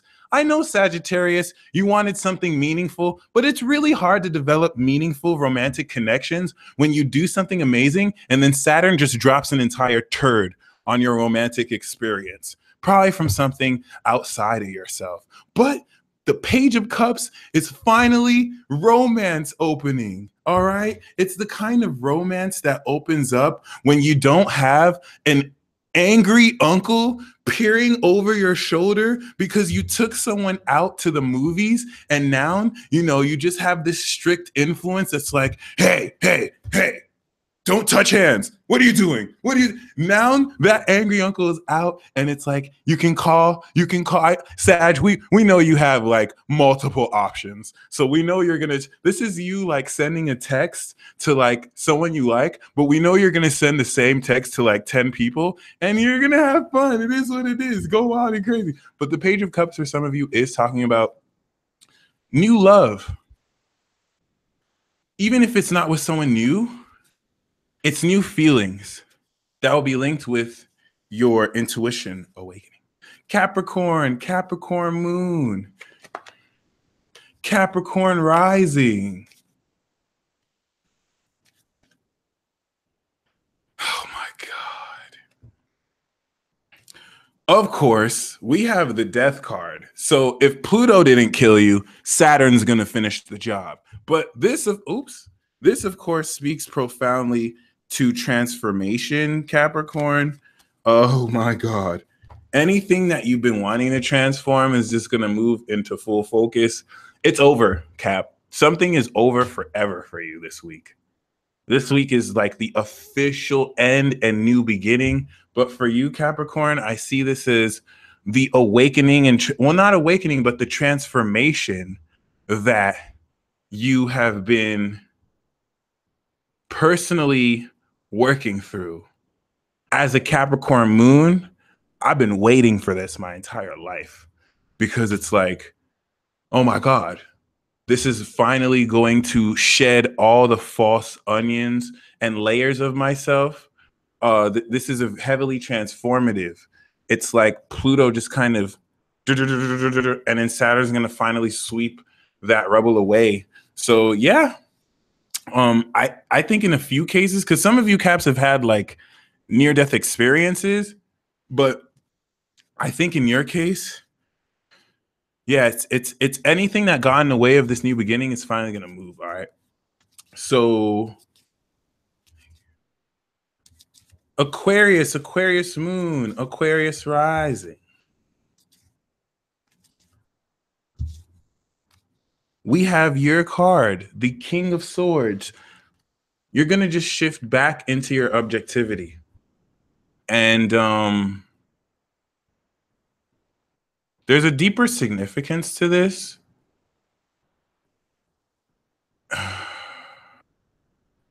I see this week as you having to, no, clarifying card. Yeah. Aquarius, this could be an encounter. There's two meanings to this. So the first meaning to this, Aquarius, is basically speaking of you having to be no nonsense. Like the King of Swords to me means there's you and then there's other people. There, and I hate to say other people, but there's you. You're the one in the know, not other people coming to you for advice. You're the one in the know. Okay. And you already know that. But the King of Swords is you have to enforce that. You're not gonna have to force it though. It's just you're gonna establish that. This is also talking about encountering someone like yourself who will also confirm the knowledge you already have. But I would say more or less, this has much to do with staying objective and not bending, because your knowledge is going to be very necessary. And Pisces moon, Pisces rising. The Hierophant card is talking about the establishment of your religion and the philosophical nature of how you will be teaching others about what normality means to you. In other words, it's a whole lot of preaching, a lot of teaching by leading by example, and a bunch of skilled effery. It's just some of you are not going to want to, like, when you pull the Hierophant for Pisces, it's a little bit different because the Hierophant is all about embracing religion and status quo. All things Pisces does not really care so much about. unless it's aligned in a nice way. So a lot of you might go rogue this week, and a lot of you might finally tell your boss or someone that you is teaching you something to F off. I think a lot of you might embrace a more bohemian style attitude, but I don't know, because it's not, psych, I'm just joking. A whole lot of what you've come in to learning to incorporate your own religion is coming into form. Religion is a way of life. Religion is not bad. Pisces, you need religion. You've been flowing too loosely, and you're not abiding by a set of principles and psychological, philosophical beliefs to align you. Pisces, you need to embrace religion. Religion does not mean worshiping a god and paying tithes and going to church. Religion means your way of life. What is your way of life? What is it that you do? So for some people, their religion is smoking cigarettes, drinking 40s, and just saying whatever comes to mind. This is a set of beliefs and attitudes by which they govern their life. So you're going to really be shifting into the embracing of that so much more. Okay. And the card that I have for all of you, I had to be wishy-washy in both places because it's Pisces, right? The card I have for both of you is the moon. The moon is the card of magical and psychic ability. Over the next 3 hours, you're going to fully start to delve into the realm of this. And the language you want to speak is the language of silence. Don't get inquisitive. Respond back to whatever you're psychically experiencing with your silence, your willpower, and your focus. We also have the Magician card and the Nine of Cups, leading to this ritual that we can perform. I want you right now to focus very profoundly on what it is you're ready to not only manifest. Well, this is not about manifestation, experience, okay? What are you ready to experience right now? I want you to incorporate this technique with me where we breathe in your intention and you breathe out gratitude. And you maintain this divine flow of energy. But this divine flow of energy will breathe in satisfaction and your intent, and breathe out gratitude and your intent. All right. So this is a great new moon ritual as well. And what I want you to do, the moon in the Magician card is saying, focus on your intent. Focus on your intent. The moon Magician card in Nine of Cups is make an honest wish with this new moon. What is it that you really want? What is it that you really want to experience? The moon card is saying that it's the card of fantasies. So what's your fantasy? Focus 100% on your fantasy. Breathe in your fantasy, breathe out your fantasy. This new moon is about establishing the birth of a new fantasy in your life because you're a new person. So what's the fantasy you want to experience? This isn't something that's going to manifest later. This is something that's going to manifest now with Saturn shifting into Capricorn. Especially those of you with Neptune in Capricorn, the Saturn conjunct Neptune or Uranus there, or for some of you at the tail end, Sagittarius is going to speed up this process. Okay, so let's do 10 breaths together. All right. Just focus on this. We're going to do 10 deep breaths down to your diaphragm. You're going to breathe it in. And if some of you aren't aware of what it is, you can take your time to feel this out. If you're not sure exactly what, you don't have to imagine anything. You could just feel satisfaction and then breathe out gratitude. That way, even if you don't know exactly, you're going to be attracting things that personally make you satisfied. And then the gratitude. So if you're not sure, just breathe in satisfaction. Oh, damn. You're breathing that into your body. And then you're breathing out gratitude. How you feel about that? Yes. All right. Super subtle, but super powerful. So we're going to do 10 breaths of that together. And then after that, you just want to keep your mind fixed on that and start getting excited because we're in this fire. So keep your mind on your fantasy. This is where I'm saying we don't have Virgo. We don't have Gemini.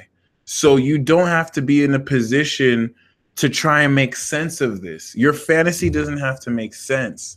If your fantasy is being laid up in bed with 7 of the sexiest cheeseburger sandwiches ever, then you need to be like me. And my fantasy is I'm just rubbing my body with ketchup. And I have 1 cheeseburger here, and I know damn well I can't finish those 4 cheeseburgers that are hot and ready to be eaten, but it's just there. And I'm just having the sexiest fantasy of all time. This is going to get a little bit X-rated here. But I personally not only want the 7 sexy cheeseburgers, but I definitely want like ketchup and Louisiana hot sauce just poured into my mouth as I'm just eating these cheeseburgers and stuffing them in my mouth. And there's just all a bunch of grease. I want the freaking disgustingly super greasy cheeseburgers. And it's just like, oh, yeah. Oh, yeah. Oh, yeah. There's nothing that makes sense about that. But I'm still going to fantasize that. I'm not going to fantasize that exactly because I can go buy cheeseburgers right now. But you know what I'm saying? Like, delve into your fantasy. Don't hold back just because it doesn't make sense. Please. So let's do this, okay?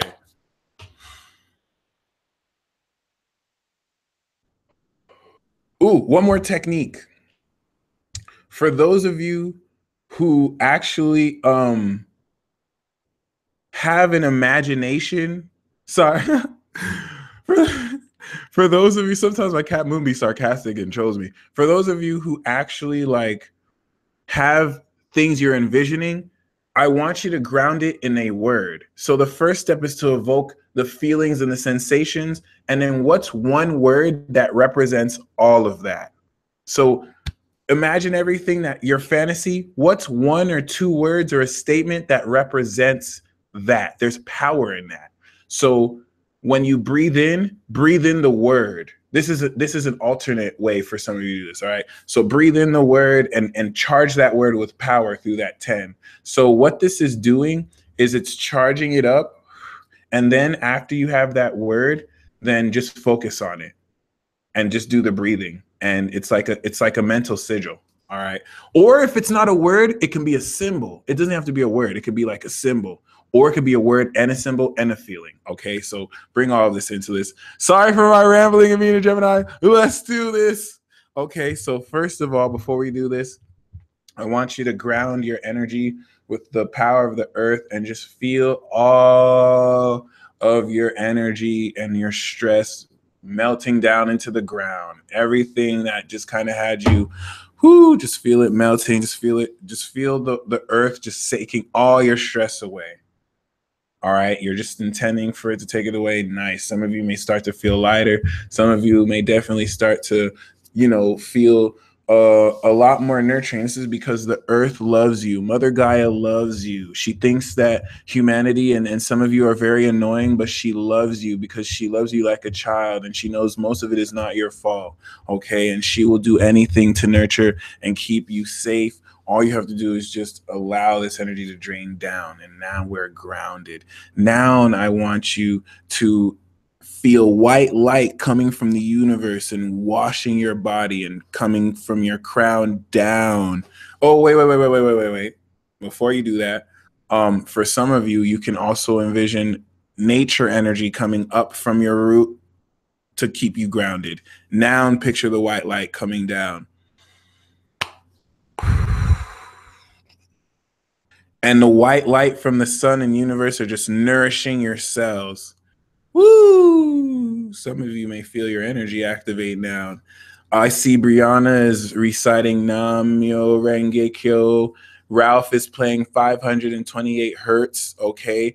Any one of you that want to do such, you can add anything onto this. Now, for those of you who have an excess of water energy or fire energy, you're going to feel things very easily. For those of you who have an excess of air energy or earth energy, you're not supposed to feel anything.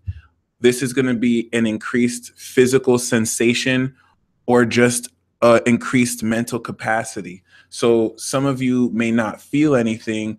Some of you you're not meant to feel anything. Like you don't have the capacity to feel. So you just want to still do it and know that it's working. As you do stuff like this consistently, you'll build a feeling. Sensitivity of energy is what feeling this means. Fire signs and water signs are the ones that have sensitivity and they were born with.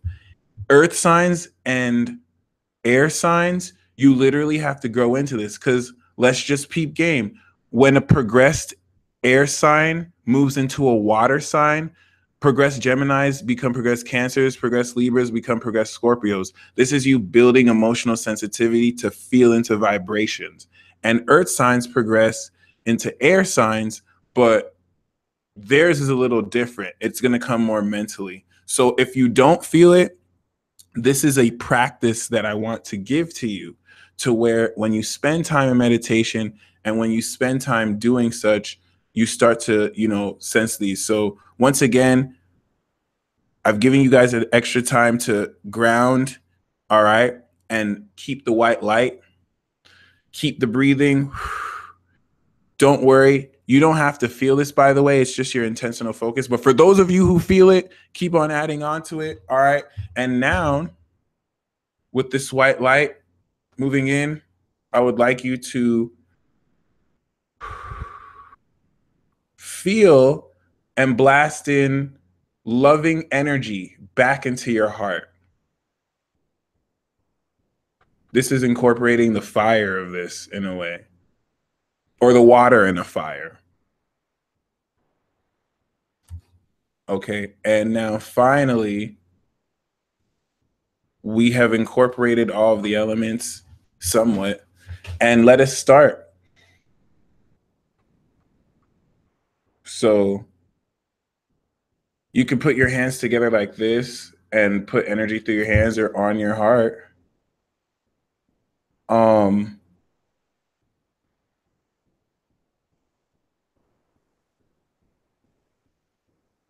Thank you, Brett Dickinson. So let's start. So whether you have the word or just the feeling, let's go in for 10. And then after the 10, carry this vibe with you. All right. So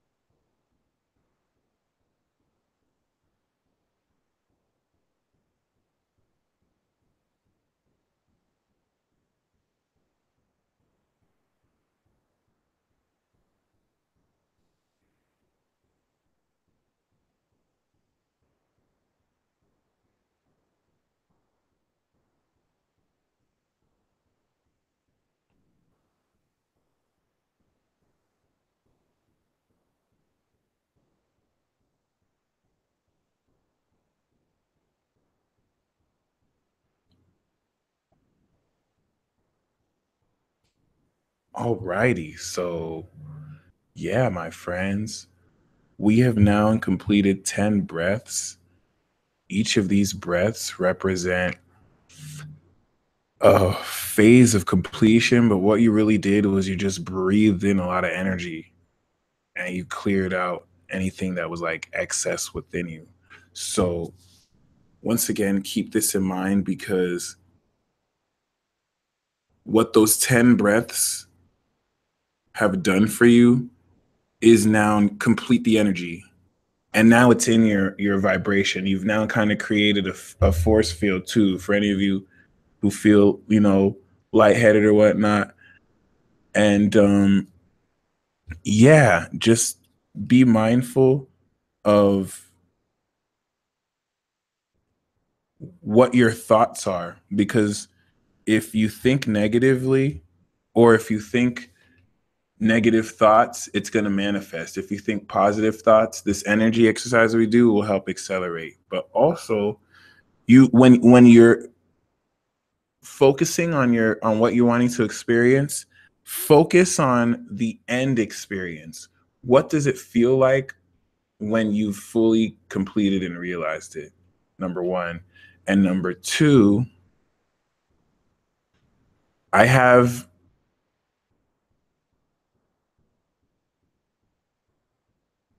what's the word? An option. It's not a choice.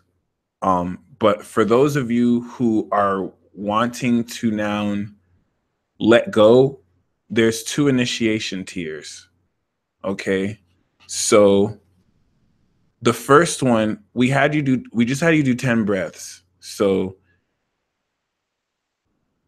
if you would like to do an 11th breath, the 11th breath will disengage your critical mind and now start to show you more of what your chakras naturally limit you from seeing. It's not that a lot of you are blind, but some of you naturally blind yourself so you don't get confused by seeing colors and higher frequencies you don't have to see. It's very similar to how our subconscious mind picks up everything, but so we're not aware of everything. It just focuses on so much. Just like, as some people say, if you walk into a crowd of people, how many of those people do you really see? And how many of those people are you just pretending you see just to fill in the space? Okay. In some cases, this extra breath is now a decision for the 11th breath to remove this. It's the equivalent of opening your third eye, but in a deeper way. For those of you who want full surrender, this 10 breaths that we did is just to keep the energy for you, right? The 11th breath will now have you interact with this other realm. And then if you do an extra 11 with me, an extra 12, and it's 22 breaths total, this is going to induce or at least give the permission for a full surrender. This is where you keep your energy, but you're doing an extra 10 breaths for spirit to now guide you by the hand and take the driver's seat. So if you want the driver's seat, then you're straight. You don't have to do an extra breath. If you want the driver's seat, but you want a GPS system, do an extra breath. If you want spirit to take the driver's seat, so you can just fully immerse an experience, take an extra 12 breaths with me. All right. Um, it's not really like the breath. This is now where I'm saying don't be so Virgo or Gemini centric because you might think, is it just breathing extra that'll make it do it? It's just a symbolic gesture. This is intuitive intelligence we're speaking of. So it's not that breathing extra times will make this happen, but this is like you granting the universe permission to do so. Okay. And all right. For those of you who are okay with that right now, that's cool and that's totally fine. You'll know because you'll feel it. All right. So let's do this again.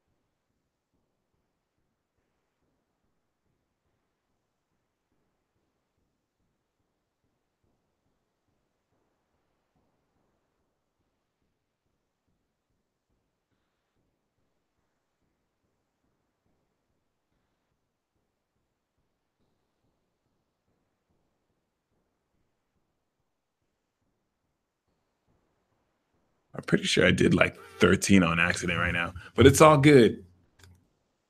So I will now pull the cards for the super chat. And yeah, thank you for tuning in.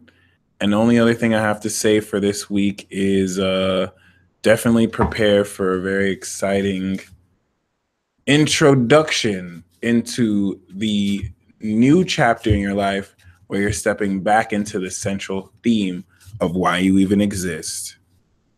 Peace.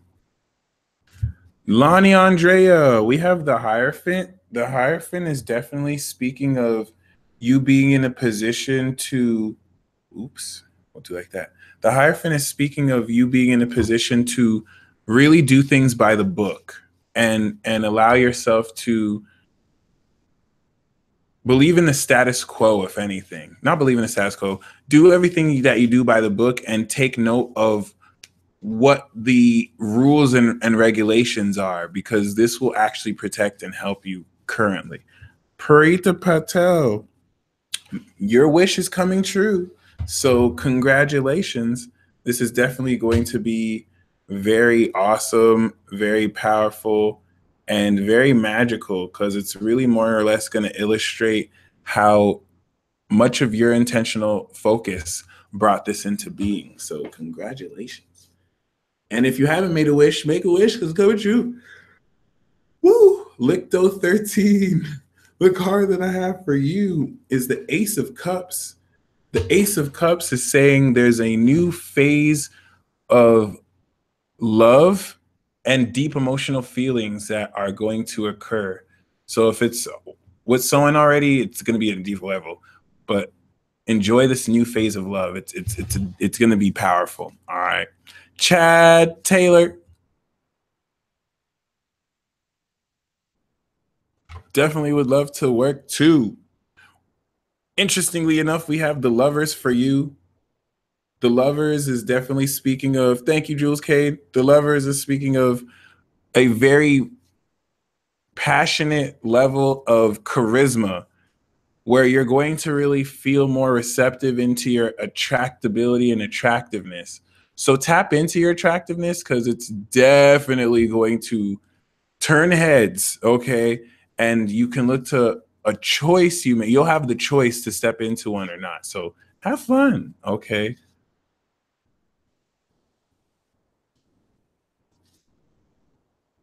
Butterflies, faith. We have the Ace of Wands. The Ace of Wands is a resounding yes. So if you have a yes or no question, anything, it is a capital YES. And it's also speaking of an exciting new explosion of energy that will very greatly influence you further to take more passionate action. And it's going to be fun too. Mary Jane 1340.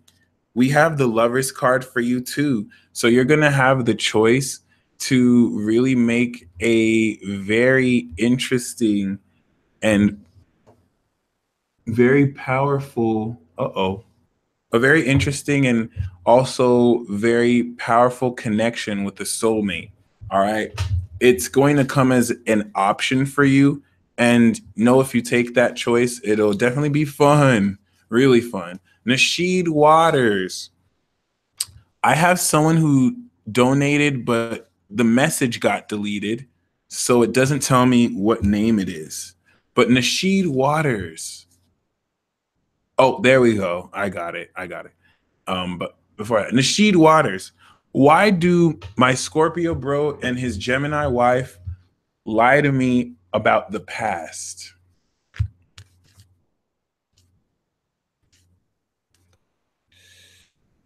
Well, Nasheed, I got the Empress for you first, but I also got the Ace of Wands.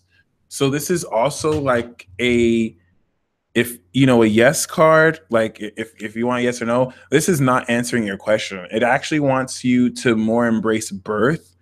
I don't know if you're expecting a child or you're near anyone who might be, because there's a new birth and growth of energy that's opening up for you. As far as why they might be lying to you about the past, make sure they're for sure lying to you. I think if they're hiding something, it's probably just more to do with obviously them knowing you're not going to take something well and them trying to not you know, blow that out of proportion. Okay. Brittany, we have the Ace of Wands. So what you need to know is that an explosion and birth of passion is going to really inspire you to greater levels of happiness. And you're going to harness your power very powerfully. Okay. And fun too. The Chick P83, we have the Ace of Cups. A lot of aces because of this new moon. So the Ace of Cups is talking about a new outpour of love and just very and see, I got the Empress too. This is another, when I see an ace with the Empress, it's pregnancy, birth, new ideas, new abundance. Empress Daisy just commented, which is a synchronicity. So very, very lovely. Whatever this birth is, you're going to love. So it's a good thing too. It's nothing stressful. Rainbow. Which star system or spirit guide is communicating to me right now about my superpowers? Oops. It might be Jesus Christ. Is Jesus your twin flame, Rami? We have the 10 of Cups for you. So the cards aren't necessarily telling me what guide is communicating, but Rainbow, it's not really. Oh my God. Oh my God. Hold on. The 10 of Cups in the tarot is the tarot card of the rainbow. So that's why I'm tripping right now, because your card is rainbow here.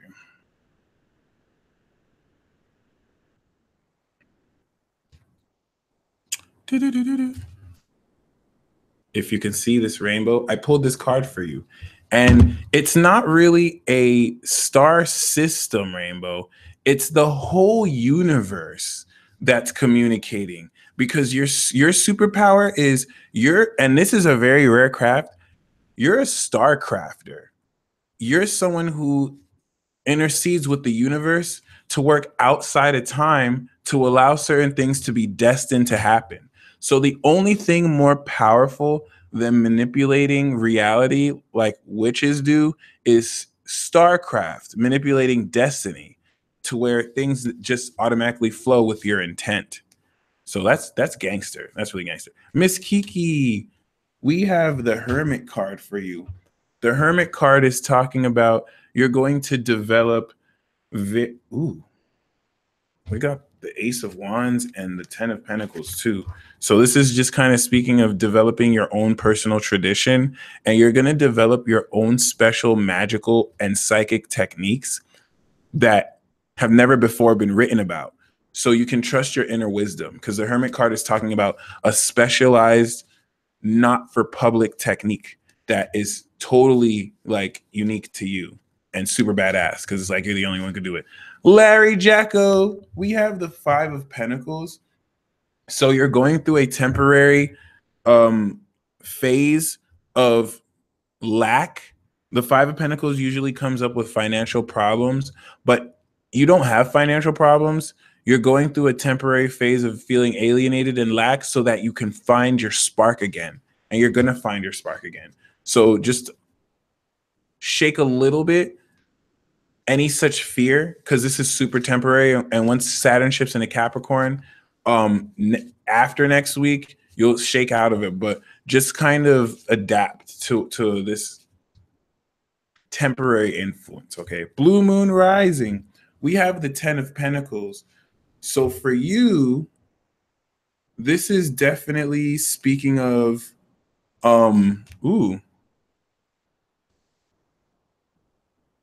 this is definitely speaking of great wealth established by tradition in your life. But really, it's just talking about great wealth for you. And you're going to be in a very, very, very profound position to make up for any such lack of wealth previously. Helping you, healing me. we have the Ace of Wands. So this is also a very profound spark and launch of great positive energy. It's also a resounding yes. You said love and career. So both your love and career is just going to be passionate, like, yay, a grand fascinating opportunity that you want to grab while it's hot. So if you feel really impelled to do something, yes, you want to do it. You're totally on point with it. It's going to be awesome.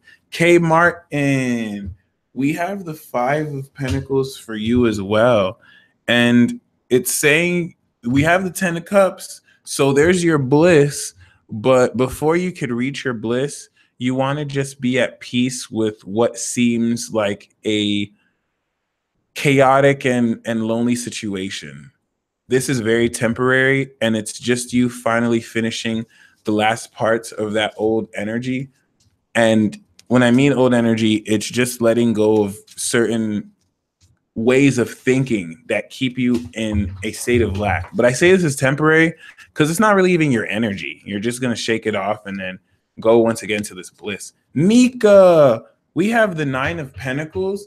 The Nine of Pentacles is definitely speaking of you making it rain. I think you went through a little bit of some depression recently, and you're just going to like boss up, and you're going to get a lot more money, and you're going to find that you are the queen bee. You already know you're the queen bee, but you're going to really step into it, and it's going to be awesome for you. It's going to be awesome. Khalil Lewis, the card for love we have is the Judgment card. So you're going to experience an awakening where either a future partner or someone that you're about to be with or with is just going to completely like align you to your higher purpose. So this is great to get with love because it's saying everything in your life is about to change with this relationship. Goddess Adorned, what message does my twin want to send to me? The Ace of Wands, your twin wants to let you know, and it's 7:43. It's about to be 7:44. So, you know, what your twin wants to let you know is it's time to reunite now. Like, it's finally time. It's all systems go. And get ready and get excited because this is going to be awesome. White Saifu, we got the 10 of Pentacles. And knowing you're a Gemini, this is really awesome because it's just only more confirmation that you're just going to get greater lump sums of value and money. But for you, this also doesn't necessarily, you're going to get significant amounts more of money, but this is talking about getting money in all sorts of currency, like more positive abundance in the quality of food intake, friends, products, money, of course. But like, yeah, it's just going to be your empire being built. There we go. 10 of Pentacles is more like that empire finally establishing itself. Jessica Queen, we have the King of Swords, and I intuitively got from that you're going to really fully connect with your king this week, especially if you're single. This week, you know, this king is going to acknowledge the queen in you, or the queen that you are, and definitely engage you on that level. All right, which is really cool. Whereas other people may not have acknowledged it, this person will directly acknowledge this. Okay. Moonshine Lily, we have the Six of Cups for you. The Six of Cups is saying, especially this week, 7:44 p.m. too, like right now, and as I say this, your soulmate is of profound importance, and everything in your life is going to take a back seat so that you can connect with your soulmate the way that you're meant to. And fully kind of like, it's like you and your soulmate were so distracted. And finally, it's like, okay, we have time to like connect finally. All right. Dr. Drea, aloha. We have the Six of Swords. This is traveling across ocean, but it's saying congratulations, you're headed towards a positive future. And things are, you've definitely had like a whole lot of chaotic periods and drama, and that wave is over. Like your things are going to be so much more peaceful. There's a wave of positivity you can embrace because it's definitely here for you. Deli M 67, we have the Seven of Swords. The Seven of Swords is saying you're in a rock and a hard place, not in a bad way, but you're going to come into information that you have to keep secret. And not only have to keep it secret, but you have to still gain information from people while piecing together. Because for you, you have the truth, but certain people have information you need. So you have to go to someone, get some information, but you can't give away all the information you have because certain people can't be trusted. So once you get all the information, it'll let you know, then you can like reveal the truth. Scorpio, so you need to employ some deception, but strategically.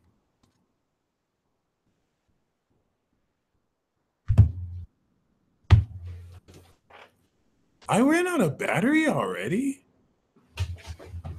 Damn.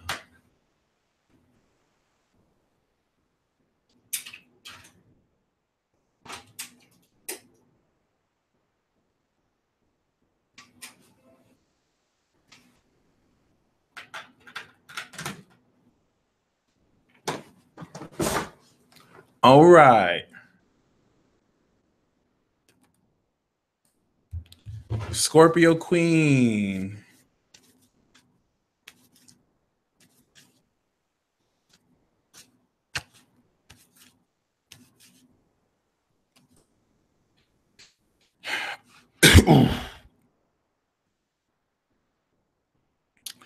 I got the Seven of Swords for you, but I feel the need to reshuffle. So let me make sure.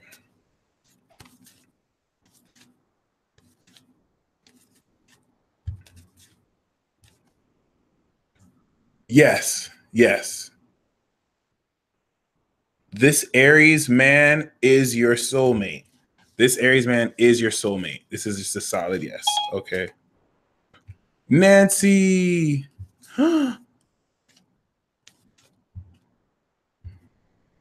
Interestingly enough, Nancy, I have the 10 of Pentacles, but I also have the Death card. So the Death card was a clarification. I'm not really, I'm getting a soulmate card. I'm not really getting anything that directly answers your question, but the 10 of Pentacles is definitely literally speaking to consolidation for a lot more wealth coming into your life. So it's like gaining a lump sum of money, but it's really more about opening the space to while also having it. And that will probably have much to do with such. In application to your question, yeah, but it's not as linear as that, as more as the behind the scenes work, let's say, is being put in place. I really don't sense that he will dump her just yet. I think maybe after Mercury moves past the shadow period. But yeah, the 10 of Pentacles is really just more saying there's there's a lot of money that's about to come into your life. So you're going to be so focused on what to do with this money. You may not even have time. He might be ready to talk to you, but you might not be ready because it's like, oh, damn, like, let me get back at you. So it's positive either way. If anything, it's talking about, yeah, if you know, the 10 of Pentacles usually in a love reading indicates, yeah, he is ready to talk to you and you're going to have a long-term relationship with him. But I'm just going to be more, I'm kind of like holding back and being a little bit more realistic, just in case. You might find both of the polarity here. So yeah. Kiyu Mad Kick. We have the Ace of Wands for you. The Ace of Wands is definitely speaking of, once again, explosive, passionate, positive energy that's going to excite you very powerfully and very greatly. Is he my soulmate? Yes. Fit and beautiful, yes. This person is your soulmate in the sense where he's meant to teach you important lessons, or vice versa, where you didn't finish learning them. So he's going to, and it's not like teaching you lessons. It's like he's meant to teach you knowledge in this lifetime, higher knowledge, or vice versa. Taya McDougal. We have the hangman. The Hangman is urging you to be in a position to surrender to new truth by just surrendering to non-action. Just kind of let things be, let everything just shift. And then after like this week passes, you'll know more what to do. But you've done everything that needs to be done. So now the only thing left to do is nothing. I hate getting this card because it's like I can't not do anything. So hopefully, it was not really bad either. But yeah, it's just surrendering, really. Surrender to what you know you need to surrender. Alex, we have the 8 of Wands. So over the next 2 weeks, everything that's meant to shift and transition you into the next 6-month core lesson is going to happen super quickly.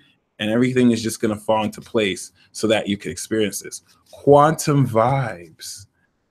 We have the 5 of Wands, and the 5 of Wands is going to present you an opportunity to gain greater manifestation of your intent through struggle and challenge. You'll see certain situations kind of devolve dramatically so that through that challenge, you can get what you wanted by playing with that energy. Cookie Berryman. We have the 4 of Swords. So you need release, but the reason why you're stuck is because you're not relaxing and you may not be meditating.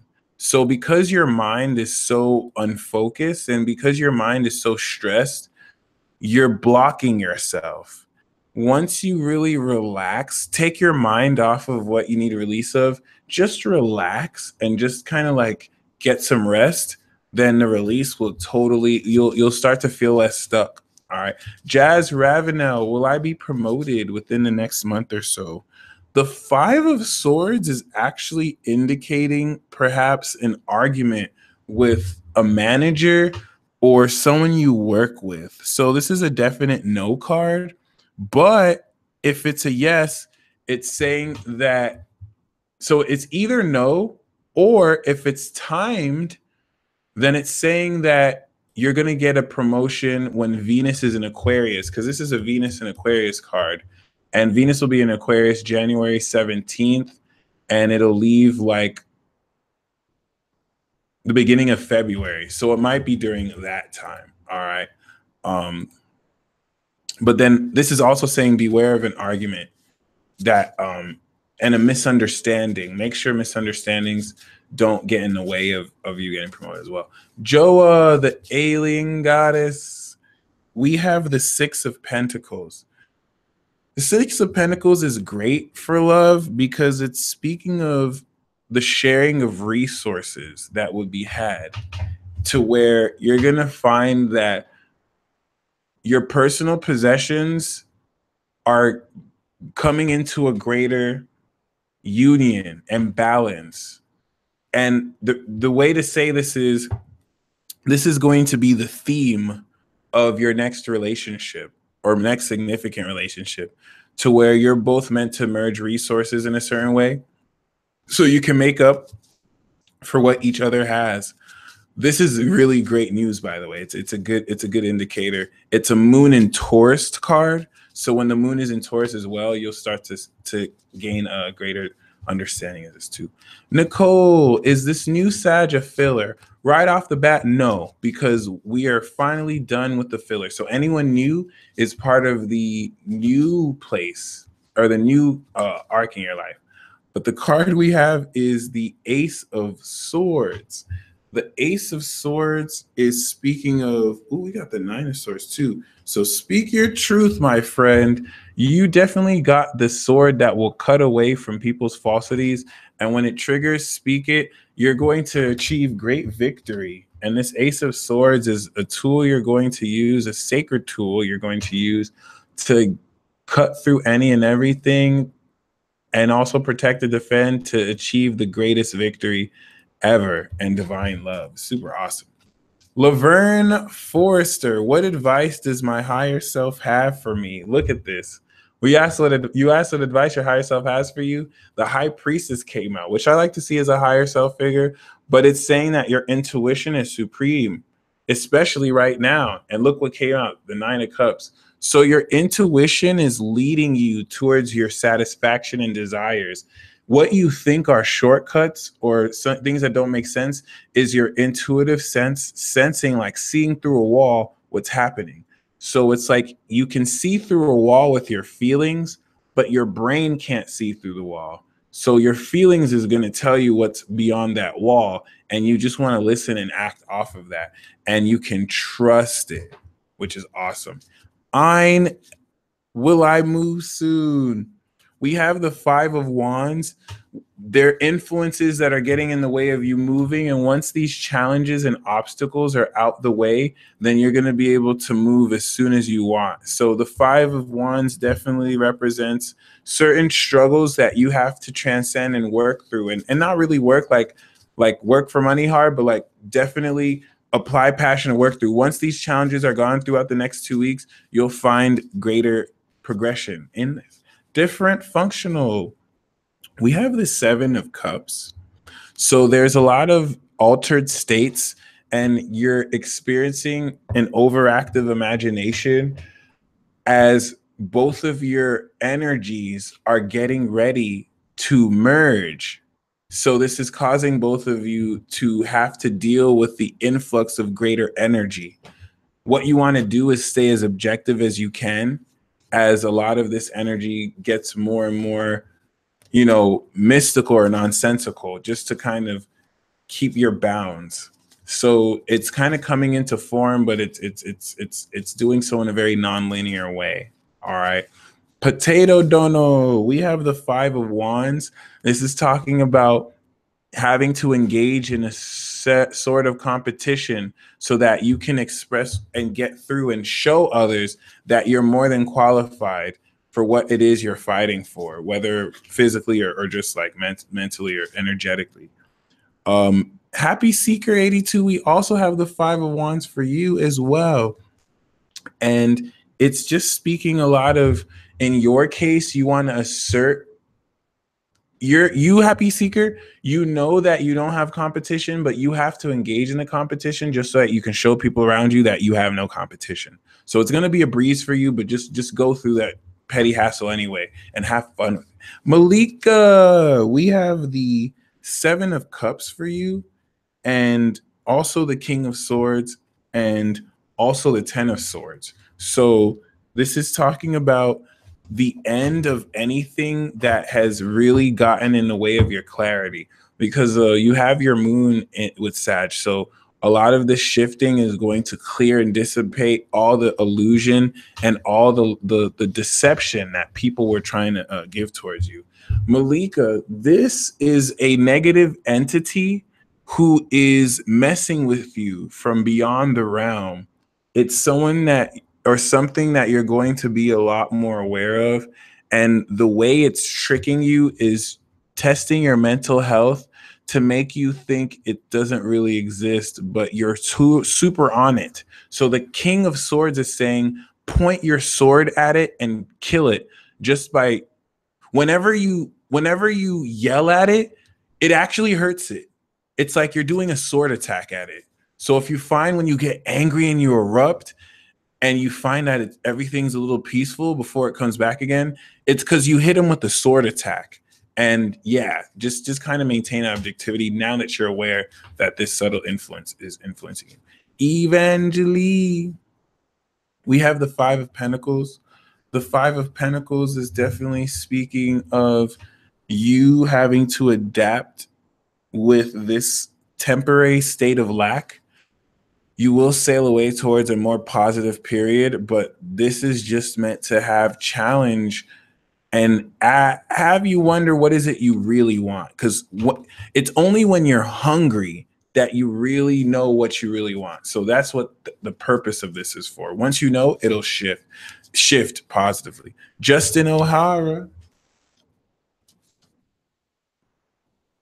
We have the Queen of Swords. So the Queen of Swords is saying you want to embrace a very objective understanding of how you directly say what's true instead of being either or. The Queen of Swords is saying there's a very intelligent woman. This is like a Libra lady or an Aquarius or another Gemini, or very, communicative lady who's going to directly influence your destiny. She's going to come and change your life because of what she tells you. So if she's already in your life, know that this is the woman of destiny for you. Okay. And just not even in a romantic sense, just in a sense where it's like her deciding something with you is going to change everything. IMP, we have the Page of Cups. And for Justin, this Queen of Swords has been watching you. So they're going to tell you what they saw, and they're going to propose something. IMP, we have the Page of Cups, which is definitely an opening of emotions. You're going to gain victory if you share your feelings and relate at that core with certain people at that level. So definitely open up your heart some more, and it is okay to fall in love. You are ready. The Wicked 2K8, we have the Eight of Cups. You might be fed up with love because if anything, it's just talking about you going the other way, and it's encouraging that too. So it's time to walk away. It's time to begin a new adventure, and this is going to be the release and the closure, walking away phase. John P. Campiglio, we have the Hierophant. This is saying you want to embrace the knowledge that you've developed. And John, this is saying it's finally ready for you to teach this. You have ingrained this wisdom. You can now teach and practice what you preach, and this will now expand your influence. Jules Kane, we have the Sun card. The Sun card is definitely speaking of very, very, very, very powerful illumination, and your heart is just going to beam with positivity. So share this radiance, and this is going to mark the next phase of a lot of positivity that you are a lot of the source of. Okay, so it's going to be who you want. Every day is going to be like, who am I going to share this love and happiness with today? Sins 06, we have the Page of Wands. There's a burst of excitement and very awesome news that's going to rev your fire up again. And when that fire is revved, keep that fire revved and just keep on feeling passion to keep that fire burning, because it's going to be awesome. Brittany Morris, we have the High Priestess. The High Priestess wants you to know that you've definitely been undergoing a subtle process of really not being able to believe half of what you've been seeing, and also coming into a greater understanding of the power of your intuition. There's certain things that you don't want to believe because you don't want to make it seem that you're being too subjective. The High Priestess is saying your intuition is 100% spot on, even though you don't have any other concrete factual information to prove it. You're picking up on unseen influences and what other people think and feel that are orchestrating your intuitive awareness, and it is spot on. So continue to trust that, trust the synchronicities, and trust your dreams. When you see a sign, what are you thinking about? It's confirming that it's right. Okay, 100% right. Saucin, MJ. We have the 10 of Pentacles. The 10 of Pentacles that we have for you is talking about greater wealth, and not only greater wealth, but a greater sense of stability and how you're ready to build on the tradition that you've had. So I want you to envision what is the next 10, 20 years looking out for you, and what is the new legacy you're ready to build if you had a whole bunch of like resources. Okay, Sonia, we have the Chariot. The Chariot card is saying by your own personal efforts, you're going to achieve victory and you're going to beat out the competition without even making it a competition. And this is going to definitely allow you to transcend past old limits. So hold out and definitely master any temptations, because you're ready to sail towards victory. Now, Scrambled, we have the Ace of Wands.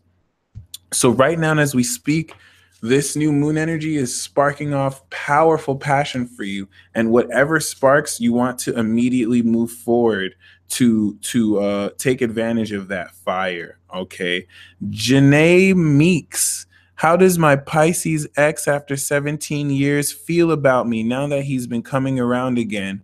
We hooked up. Janae, your Pisces ex feels now more than ever that you're his soulmate. And you remind him more so of that innocence that he felt. And he may not, if he didn't see it before, he now knows more than ever, like, you really are my soulmate. So he's definitely deeply in love with you. King John, we have the 10 of Pentacles. The 10 of Pentacles is talking about you're definitely going to be on your king shit, and you're definitely going to be stacking it's stacking dough or making money. Acquiring funds, as my gentlemen say, is more like a Two of Pentacles thing. It's the hustling, but this is just like signing a contract and okay, but it doesn't have to come in like instantly. It's just talking about wealth. And we have the Chariot card here too, and the Magician. So this is talking about whatever you're personally moving forward with. It's like a more than $1 million idea, an enterprise. You're definitely headed into a significant increase in financial abundance. Okay. Svetlexia, we have the Four of Cups.